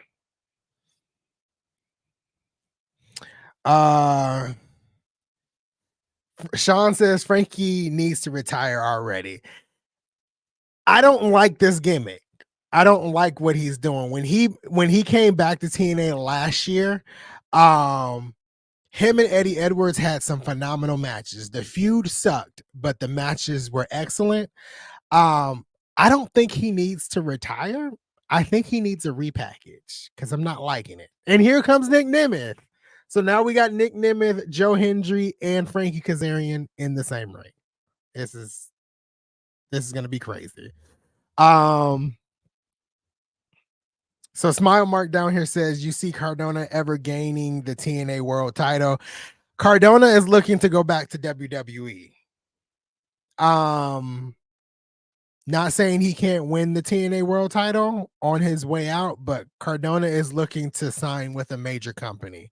And he specifically mentioned WWE. And he also said getting fired from WWE, getting released from WWE was probably one of the greatest things that ever happened to him. So yeah, I think I don't think we see him as world championship, holding the world title in TNA, but he's definitely gunning to go back to WWE. Speaking of coming back and everything, right? But yes, from one Nick to another Nick, 100%. As yeah, the King Kazarian, the Elvis Presley bullshit doesn't work. It's for not me. Good. Well, it's he hasn't worked since he was the elite hunter and everything, and this man couldn't catch a cold, let alone fucking catch the lead or anything like that. So right, he's been just lost in the abyss for quite a while. Like he's just. If you try to do John Morrison from Temu, you said it. You said it. John Morrison from Temu. You said it. But now, how do you go ahead? I've seen some of his like past heel runs in TNA, and there just wasn't that good. And I don't know why he decided to do it again. I don't know. But how do you feel though? And spoiler alert, you gave away the game before I was trying to adjust everything and all that. But Joe Hendry versus Nick Nemeth for the world title. Is this too soon for Nick Nemeth to potentially drop the title? And is this too soon for Joe Hendry to lose a world title opportunity? I do feel like it's too early for Nick to drop the title because I really can see him holding it until Hard to Kill in January. I feel like if Joe Hendry, if this match does happen at Bound for Glory, somehow Joe Hendry has to lose, but he doesn't look weak. And TNA is not big on interferences, so I don't know if that's if they run that. I don't know. Well, it looks like we were setting up a triple threat match. Right. I've got Santino coming out here. So would that be the only way you could do it? Of you have Hendry, Kazarian, and Nemeth all have a match, all triple threat for the world title, and that's a way that not like that somebody could lose and they don't lose a ton because Kazarian costs so and so and all of that. Right. So it looks like Santino just called it. Next week it'd be Frankie versus Joe for the #1 contendership of the TNA World Title next week on Impact. Let's go. Yeah, which you were saying you'd be at all the tapings. So we'll have all the scoops. We'll know all the details. We'll have all the reports. That's why this man is ringsider, because he'll be ringside. Absolutely. Yeah, and then you're going to be at Bad Blood and everything too. So 100%, folks, if you're at any of these tapings or anything like that, if you're at any of these shows, go find Anthony. Go give the man a big bear hug. Right. I'll be at TNA next weekend, Bad Blood the following weekend. I'll be back at TNA in December because they come to my hometown. So if you can get a selfie with Anthony at one of these shows and everything and send it to us, we'll send you a t-shirt. Oh, I like that now. No, 100%, absolutely. Anthony's just gonna find all of his friends. You want a free t-shirt? You want a free t-shirt? Take a picture with me. You get a free t-shirt. Right. So they're showing what's going down next week on TNA. I missed most of it. I did see Joe Hendry versus Kazarian though. Right. So, but we're getting down to we're at the main event here, I assume. So we're got the system coming out. So we're setting up for the 6-person tag match here. America's team, the system. Ugh. Oh, is that what was on the America's team?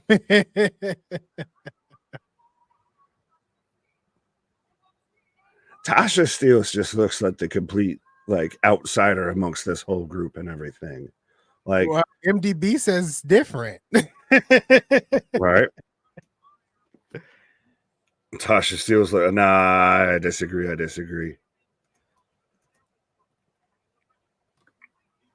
To me, well, the system has been interesting. Are they a little bit like the Bloodline almost when it comes to TNA? They've been going for a good minute here. Yeah, they're like the TNA's version of the Bloodline a little bit. Especially now, it seems like with them holding the tag team titles, it kind of reminds me of the tag team titles in WWE right now, held by members of the Bloodline. So yeah, it's kind of their version of the Bloodline a little bit. You gotta just do this, just specifically for Jacob Fatu, because otherwise he'll show up in your dreams and hunt you. Masha coming out right now, just an absolute badass. Like, that's the thing, is she was a fucking stud last year and everything, and she's been more of a tag team wrestler than a singles wrestler lately, and I think that's made a lot of people forget about how good she is. Yeah, and she's really good in the ring. And if there's one star I want to see not be in TNA, is Masha. I would love to see her in WWE. You talk about Masha versus Charlotte, Masha versus Rhea Ripley, like Masha versus Becky Lynch. Like, give me those matches. I want to see that. You don't want her in AEW with Masha versus Mercedes, Masha versus Britt Baker, Masha versus Hayter, Masha versus Queen Aminata. I don't know. Yeah, Masha versus Serena Deeb. I don't know about that. Well, I'm gonna leave Nick to it for a minute as I take a quick pause here. Right. Here we go. As I've got the Hardy Boys out right now, so let me know, folks, who you're taking, whether you've got the system and Tasha Steelz, or you've got Masha Slamovich and the Hardys going on here. That's who I'm taking with this. It's got to be Masha. It's got to be the Hardys. Team babyface here. Of if especially the Hardys are going after those tag titles and everything, to me it only makes sense. If you're TNA, you put the titles back on them. That's a nice little nostalgia pop. That's 100%. You get some extra attention. Everything. The Hardy Boys are TNA Tag Team Champions in 2024. That'll get headlines. That'll get attention here. That'll get clicks. But we are on another commercial break, so I will remind everybody we are the Wrestling for Life Network. We do this for anything, and I do mean anything when it comes to wrestling. We'll be back out here tomorrow for Friday Night Smackdown and Rampage as we're getting closer and closer to Bad Blood. We've got, the tag team match building up here between Solo Sikoa and Jacob Fatu taking on Cody Rhodes and Roman Reigns. We've got all of that. We've got LA Knight defending the U.S. title versus Andrade tomorrow night on SmackDown as well. And then and the beat goes on. We're back at it on Monday as well. For Monday Night Raw, we've got I believe that's actually the go-home show for Bad Blood. We've got the U.S. or the International Intercontinental. Christ, there's too many mid-card titles, and they're all geographically located. But we get the Intercontinental title match between Braun Breaker and Jey Uso as we build closer and closer to the Hell in a Cell. We're going to hear, I assume, from Drew McIntyre before we get to Bad Blood. And then NXT, Dynamite. Thursdays, we got anything and everything popping off. I know we're out here covering Impact, but we do still have Wrestling Court. We have the Dirt Sheet debates, and we've still even got more tricks up our sleeves. If you know, you know. And if you don't, you need to know.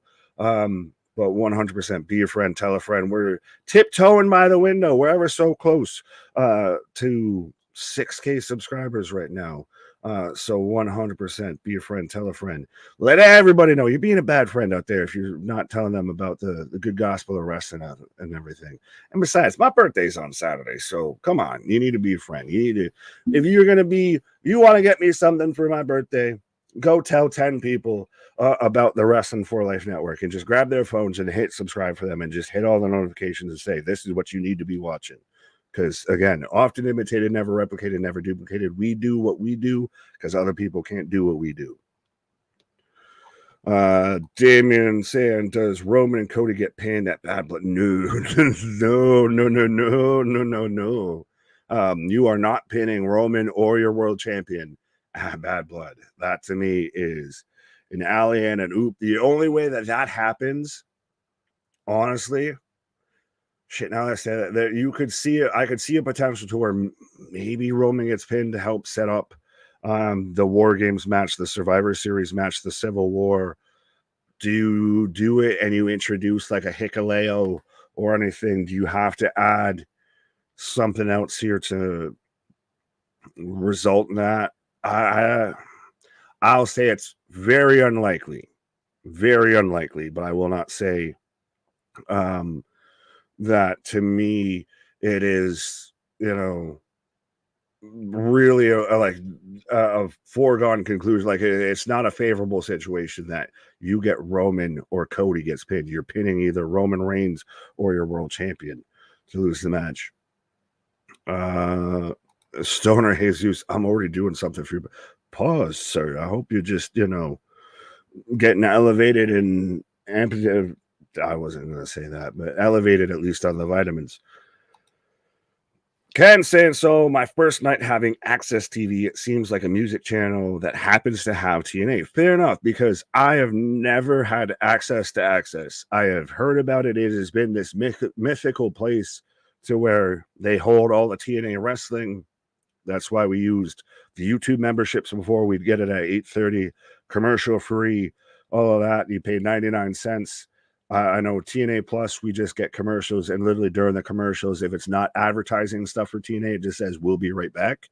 But as we're back in action, about to kick off in the match, actually, yeah, I've never fully seen what Access is, so fair enough if it's, a music channel.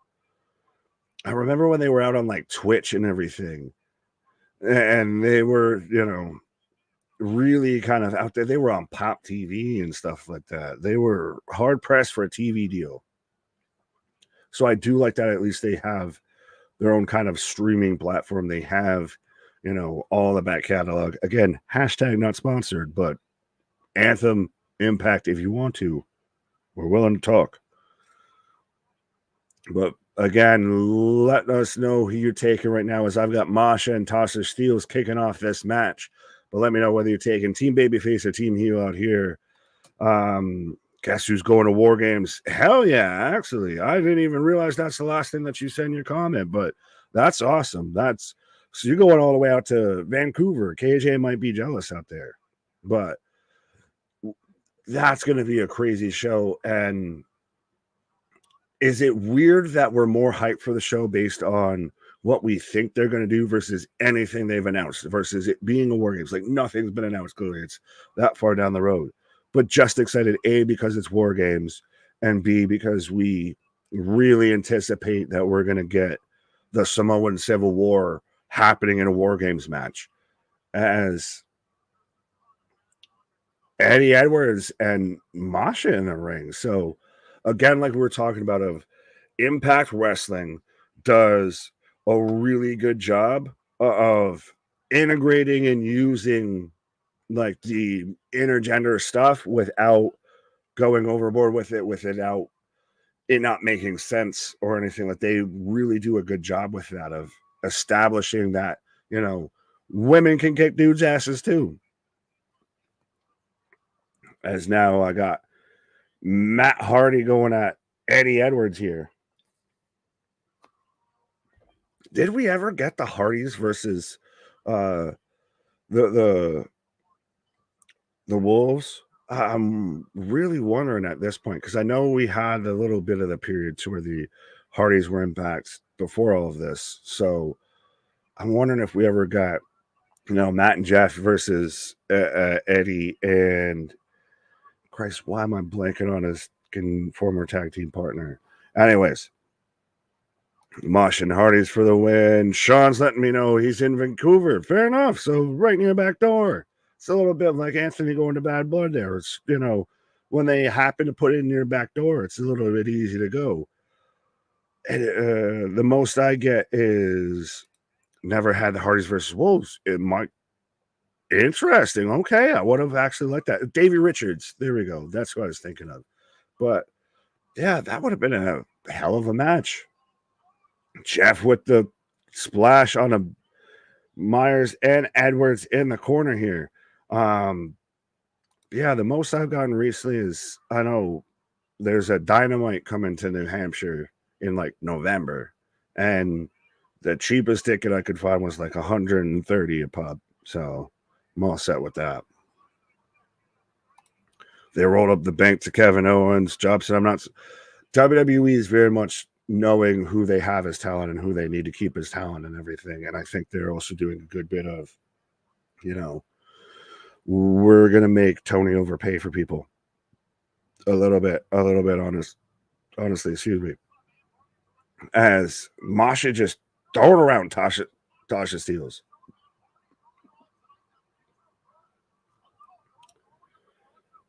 Oh, are we going to get the Whisper of the Wind? Oh, but she hits the Jeff Hardy kind of splash into the corner here. That actually did happen in the Best of 4 series for the Impact Tag Titles. The Wolves versus the Hardys versus Team 3D. Fair enough. Thank you, Ronan. Still thinking of that, especially if you're adding the Dudley Boys into it. I think that's probably even a better match, honestly. Jeff Hardy with the feed, Bray Wyatt. Yeah, Brandon, we did talk about that earlier, and I know I can't remember exactly who it was that mentioned like Swerve's done attire tributing towards the Fiend and everything. It's always really nice to see, especially a guy like Bray, who gone far, far, far too soon, as the Hardys in control right now, but still getting recognized and still getting tributed in other companies and other promotions by wrestlers that you don't think he had a connection with, but he really did. Yeah. Nick, our favorite taxi driver. What? Byron, who are we talking about taxi driving? Are we talking about Dope Hinder from Deadpool? Is that where we're going with? Kyle, Nick, do you think Fraxian versus Motor City Machine Guns is going to cook? Absolutely. 100%. You're telling me that you take two guys who would be perfect, ready-made guys for the X division, and you're going to put them with two guys who, if there was a Hall of Fame for the X division, would be in the Hall of Fame for the X division, would arguably one of the greatest tag teams right now of the modern era out there still doing it. 100%, that's bound to cook. The issue is more of if that doesn't do well. That's more the issue than expecting that like to cook. What if Jamie Hayter shocked the world by making an appearance in TNA Code? I don't think that that's going to happen at all. At all. Hello, hello, hello. Hello. So I've seen part of the main event.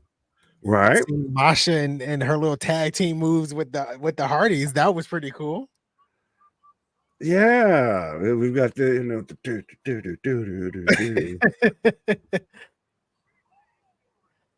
Ooh, nice super kick by Tasha. Can we all just kind of admit the delete chant's a little sus the way you gotta do the movement and everything? It doesn't always come off the way it's meant to go off. Right. It's a little, maybe not. It's a little sus. It's a little. Just a little sus. Well, especially when you've got America's tag team in there. Now, right. I saw somebody throw out there of the System versus American Made. Who you got? The System, easily. You're not going with the Creed brothers and Gable or anything like that? No, I'm gonna have to take all members of the System there. Even though I guess it would be Alicia Edwards versus what's the woman, the lady in the group? Ivy Nile. Yes, Ivy Nile. Yeah, that would be weird. That would be weird. Ivy Nile would twist my exactly your goddamn pretzel. I just have to click on this from Damien just because it's too funny, kind of not to. Of Auntie and Nick, do you think Kevin is Owens resigns or leave for AW? I guess I'm the Auntie because he called you by name. It's not that hard. Anthony and KJ. So Damien, you tried twice and failed both times. Respect, my guy, because you're a long time leader of Hopium Tribe, everything. But you just tried say the black dude combinations, and neither were good. Just say the black dude and Nick. That'll help. No, Anthony.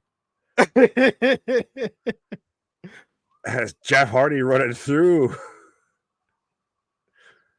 So, Auntie, what do you think? No, I think Kevin Owens stays with WWE. I don't think he goes anywhere. Well, and especially because there's been the whole talk of WWE's actively trying to get ahead on contract re-signs and everything. Yeah. And I think WWE is gonna have to shell out more money, knowing that they have stiff competition in the money market with Tony Khan and his endless pockets. I'm gonna just click this and you can address this. MDB, hey, I want to be the black dude too.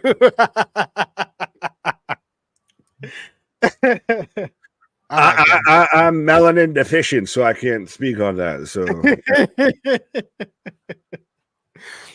Sean up here is asking if I want to go to War Games. If I didn't live so far. Like I Georgia and Vancouver is like a world other side of the country. So we met like Anthony. Christ, KJ lives in Canada, and still that's hard for him to do. Right, the U.S., the southern part of the U.S. to Vancouver. Anthony goes to Canada. I'd love to see that series. Right, I did it for Under Siege last year. I went to London, Ontario, Canada, but What time of year? What time of year?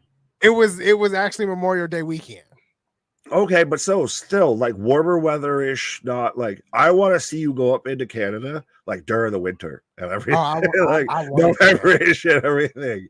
And be out there going from Atlanta to cold-ass Vancouver. And man's gonna be out there like the kid in Christmas Story. I can't put my arms down.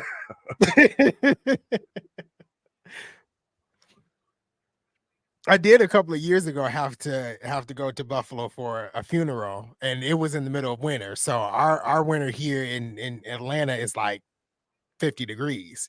I don't have a heavy coat. So getting off the plane, I never want to experience that again. It was so cold. Welcome to our like fall. our spring.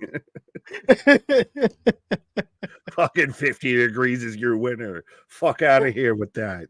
Right. That's why you can always spell the people, like see the people from like the Northeast and shit when they ever travel south and everything, because it'll be like the middle of winter because everybody's on like winter break from school and shit and everything and escaping the cold. And we'll be out there in shorts and a t-shirt when y'all are out there in like sweatpants and winter jackets and hoodies and everything. And it's like 60 degrees. Exactly. Y'all buttoned up in the middle of summer. Right. Our winter is y'all summer. That's exactly. What it is. Has the system actually kind of in control? Oh, Brian Myers mushing Masha. That's a hard thing to say fast. Mushing Masha. Masha's not going to take that. She has to get back in the ring and do something. I definitely can't say this face. This fast. I can't say that. Masha versus Moosh because Myers mushed Masha in the face. That's a tongue twister like he sells, she sells by the seashore. Man, the crowd is really into this match. You got all the baby faces. You've got everybody that you want to get over for. You've got the nostalgia pop, and still I've still stood by this, and this needs to, Tony, if you're listening, I know you on Busted Open and everything. Dave probably didn't say anything like this to you. It's way better to have like 5,000 people in a 7,000 seat arena than it is to have 5,000 people in a 15,000 seat arena. Right, absolutely. And I think they said TNA turned out to have like close to 2,000 for this, I think. But yeah, he has to do smaller venues because we saw those pictures of Collision from last week. It was not good. It was not pretty at all. And honestly, though, outside of somebody who's going to be just a prick on fucking Twitter and everything, that's going to take a giant crowd shot, it doesn't translate to the camera or anything like that. Well.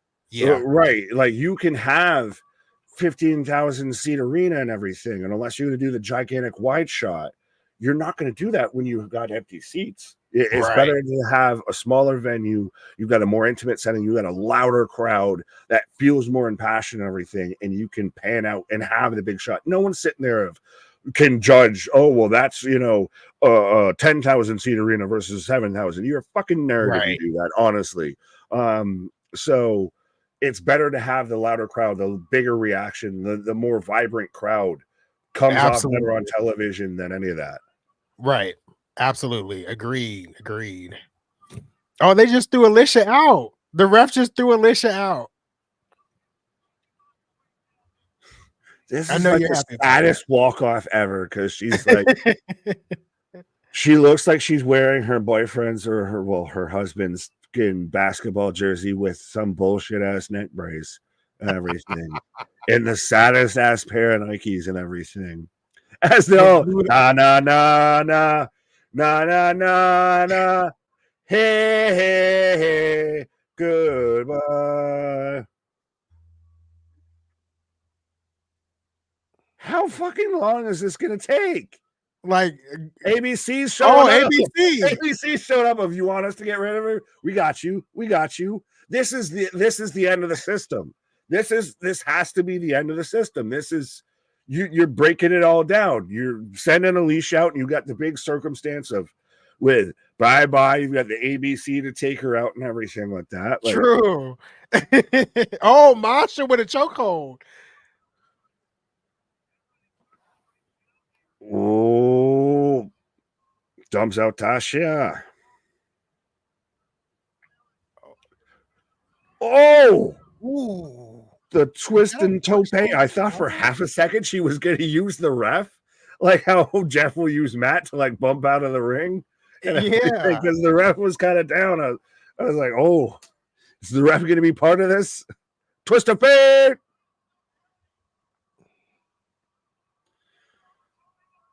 The Swan Tan.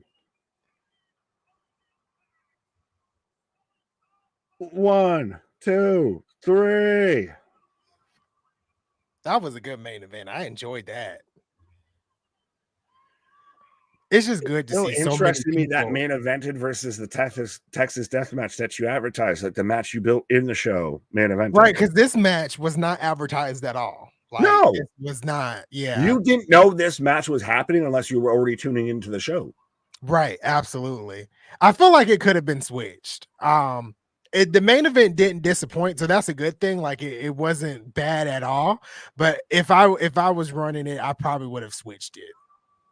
But it's weird to switch it and everything. Like I will say even that because as they go right off the air. But you had kind of the breakdown of the system versus you had Moose showing up, taking out Santana after the match and everything. So it's a little cart before the horse. Which one do you want to put first and everything?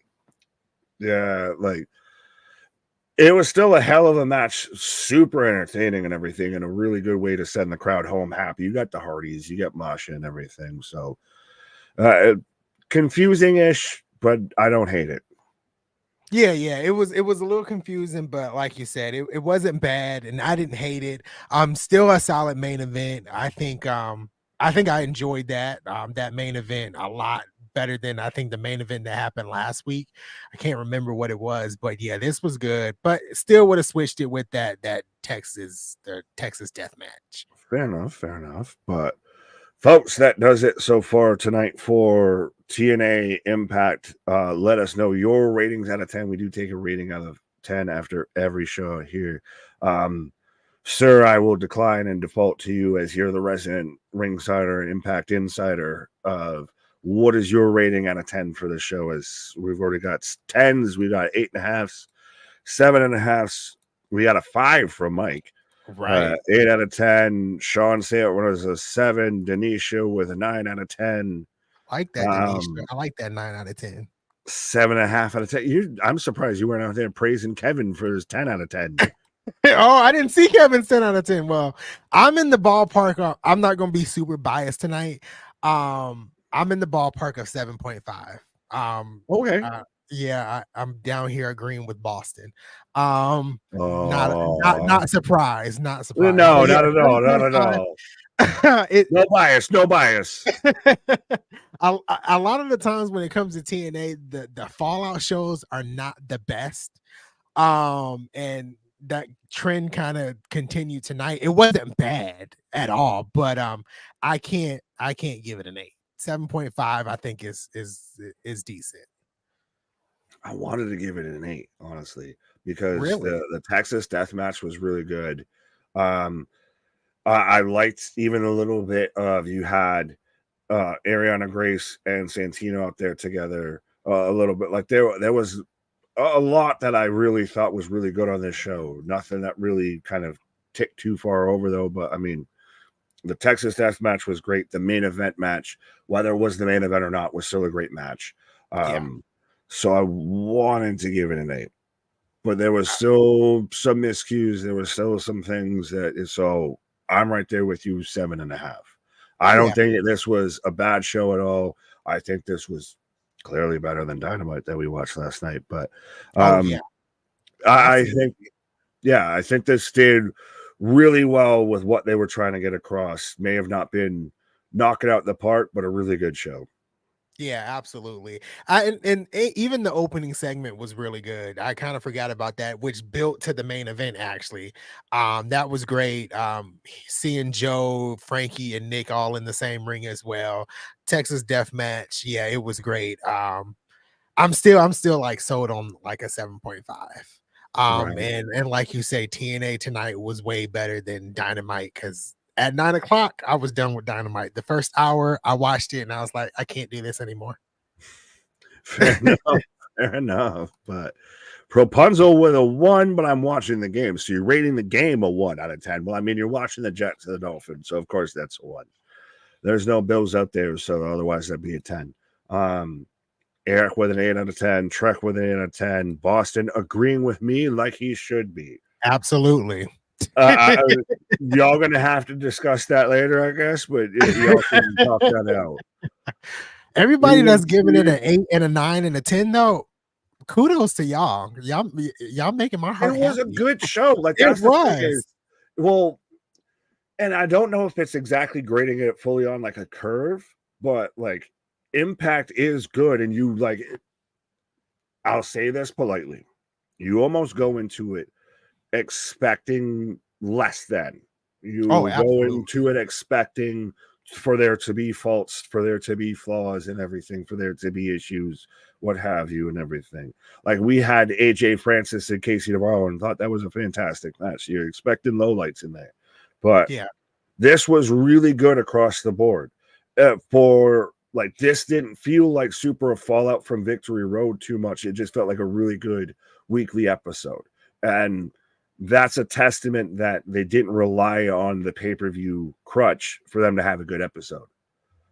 Oh yeah, absolutely. And Victory Road and coming off of Victory Road, which is probably the best monthly special they've had this year, not a pay-per-view, their monthly special. Like it's kind of hard to come off that high that Victory Road was to deliver like a big impactful episode tonight. But like I said, everyone that's giving it an 8 and 9s and 10s, kudos to you because you enjoyed it. So I like that. Of course.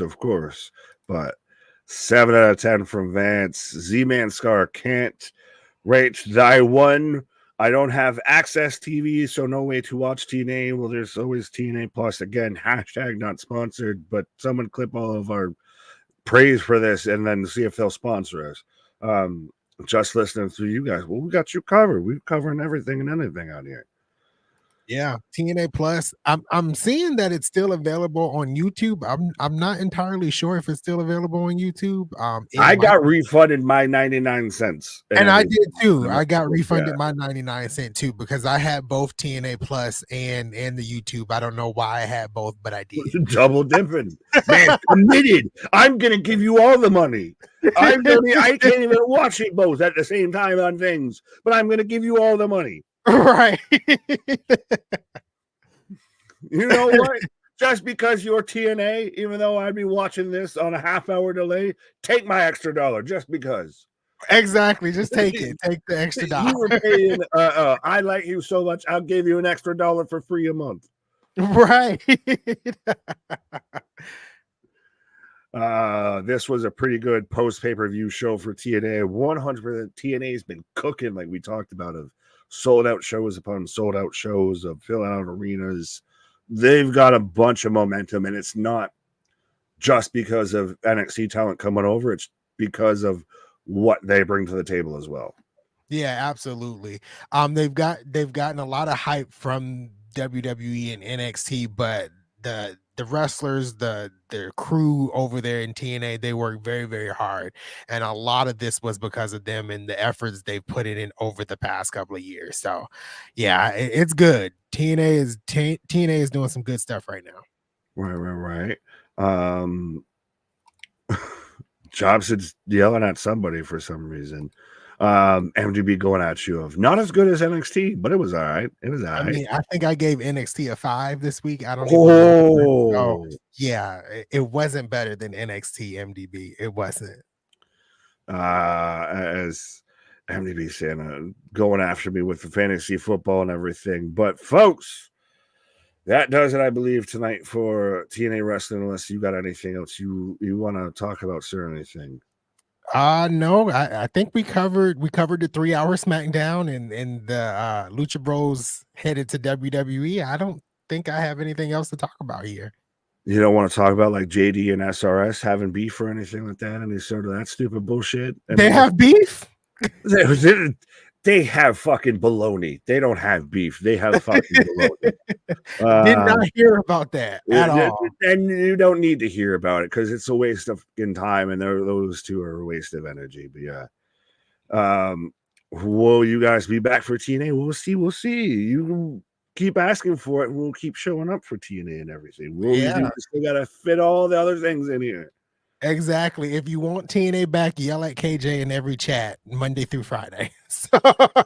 Well, and I'll put it this way. If you want us 100% to be out here covering TNA and everything like that, then go out there and spread the good gospel, help this channel blow up and everything like that, to where this becomes, Absolutely. 100% the full-time gig, to where we're doing all the content, where we got all the hours of the day so we can give you all the shows and everything like that. And we're not having to skip out on a TNA so we can bring you all the original content and everything like that. Yeah, absolutely. Absolutely. Spread the word. And we'll do TNA even if we can't show TNA on stream like other people, like to do. So yeah. Right. Yeah. We're not gonna name names here. Well, again, often imitated, never duplicated, never duplicated. We do what we do because they can't do what we do. Absolutely. In my opinion, TNA on Thursdays is the way to go. I think it's because I wonder why, Boston. I wonder why. He just wants to see my face, and I'm fine with that. So he sees it every night.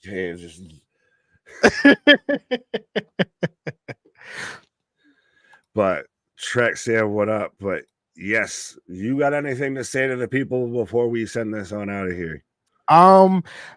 Come back tomorrow. We'll be here for Smackdown. I will actually be here tomorrow, and I also have to sit through Rampaggio, and I'm not excited about it. But yes, we'll be here for Smackdown tomorrow. I think we are quiet again this weekend. I don't think we have anything going on this weekend, but be back Monday for Monday Night Raw, Tuesday NXT, and the ship rolls on all through next week. So yeah, I'm excited. I'll be back tomorrow for some Smackdown action. Absolutely. And I like how me stealing Tony Storm's Rampaggia and Calician and everything has caught on even on the channel and everything with calling it Rampaggia. Right. But yes, we'll be back here for Friday Night Smackdown. And it's my birthday this weekend, so I'll be on Jupiter on Saturday. So I don't know if I'll be able to be here for a stream and everything like that. So 100%. That's why we might be having a quiet weekend. But I'm back at it like a jackrabbit when it comes to anything covering wrestling. Here tomorrow night for Friday Night Smackdown. Our shit is real. Our shit is raw. Our shit is authentic. When you talk about that wrestling, you're able to put that for life with it. We'll see you guys in the next one.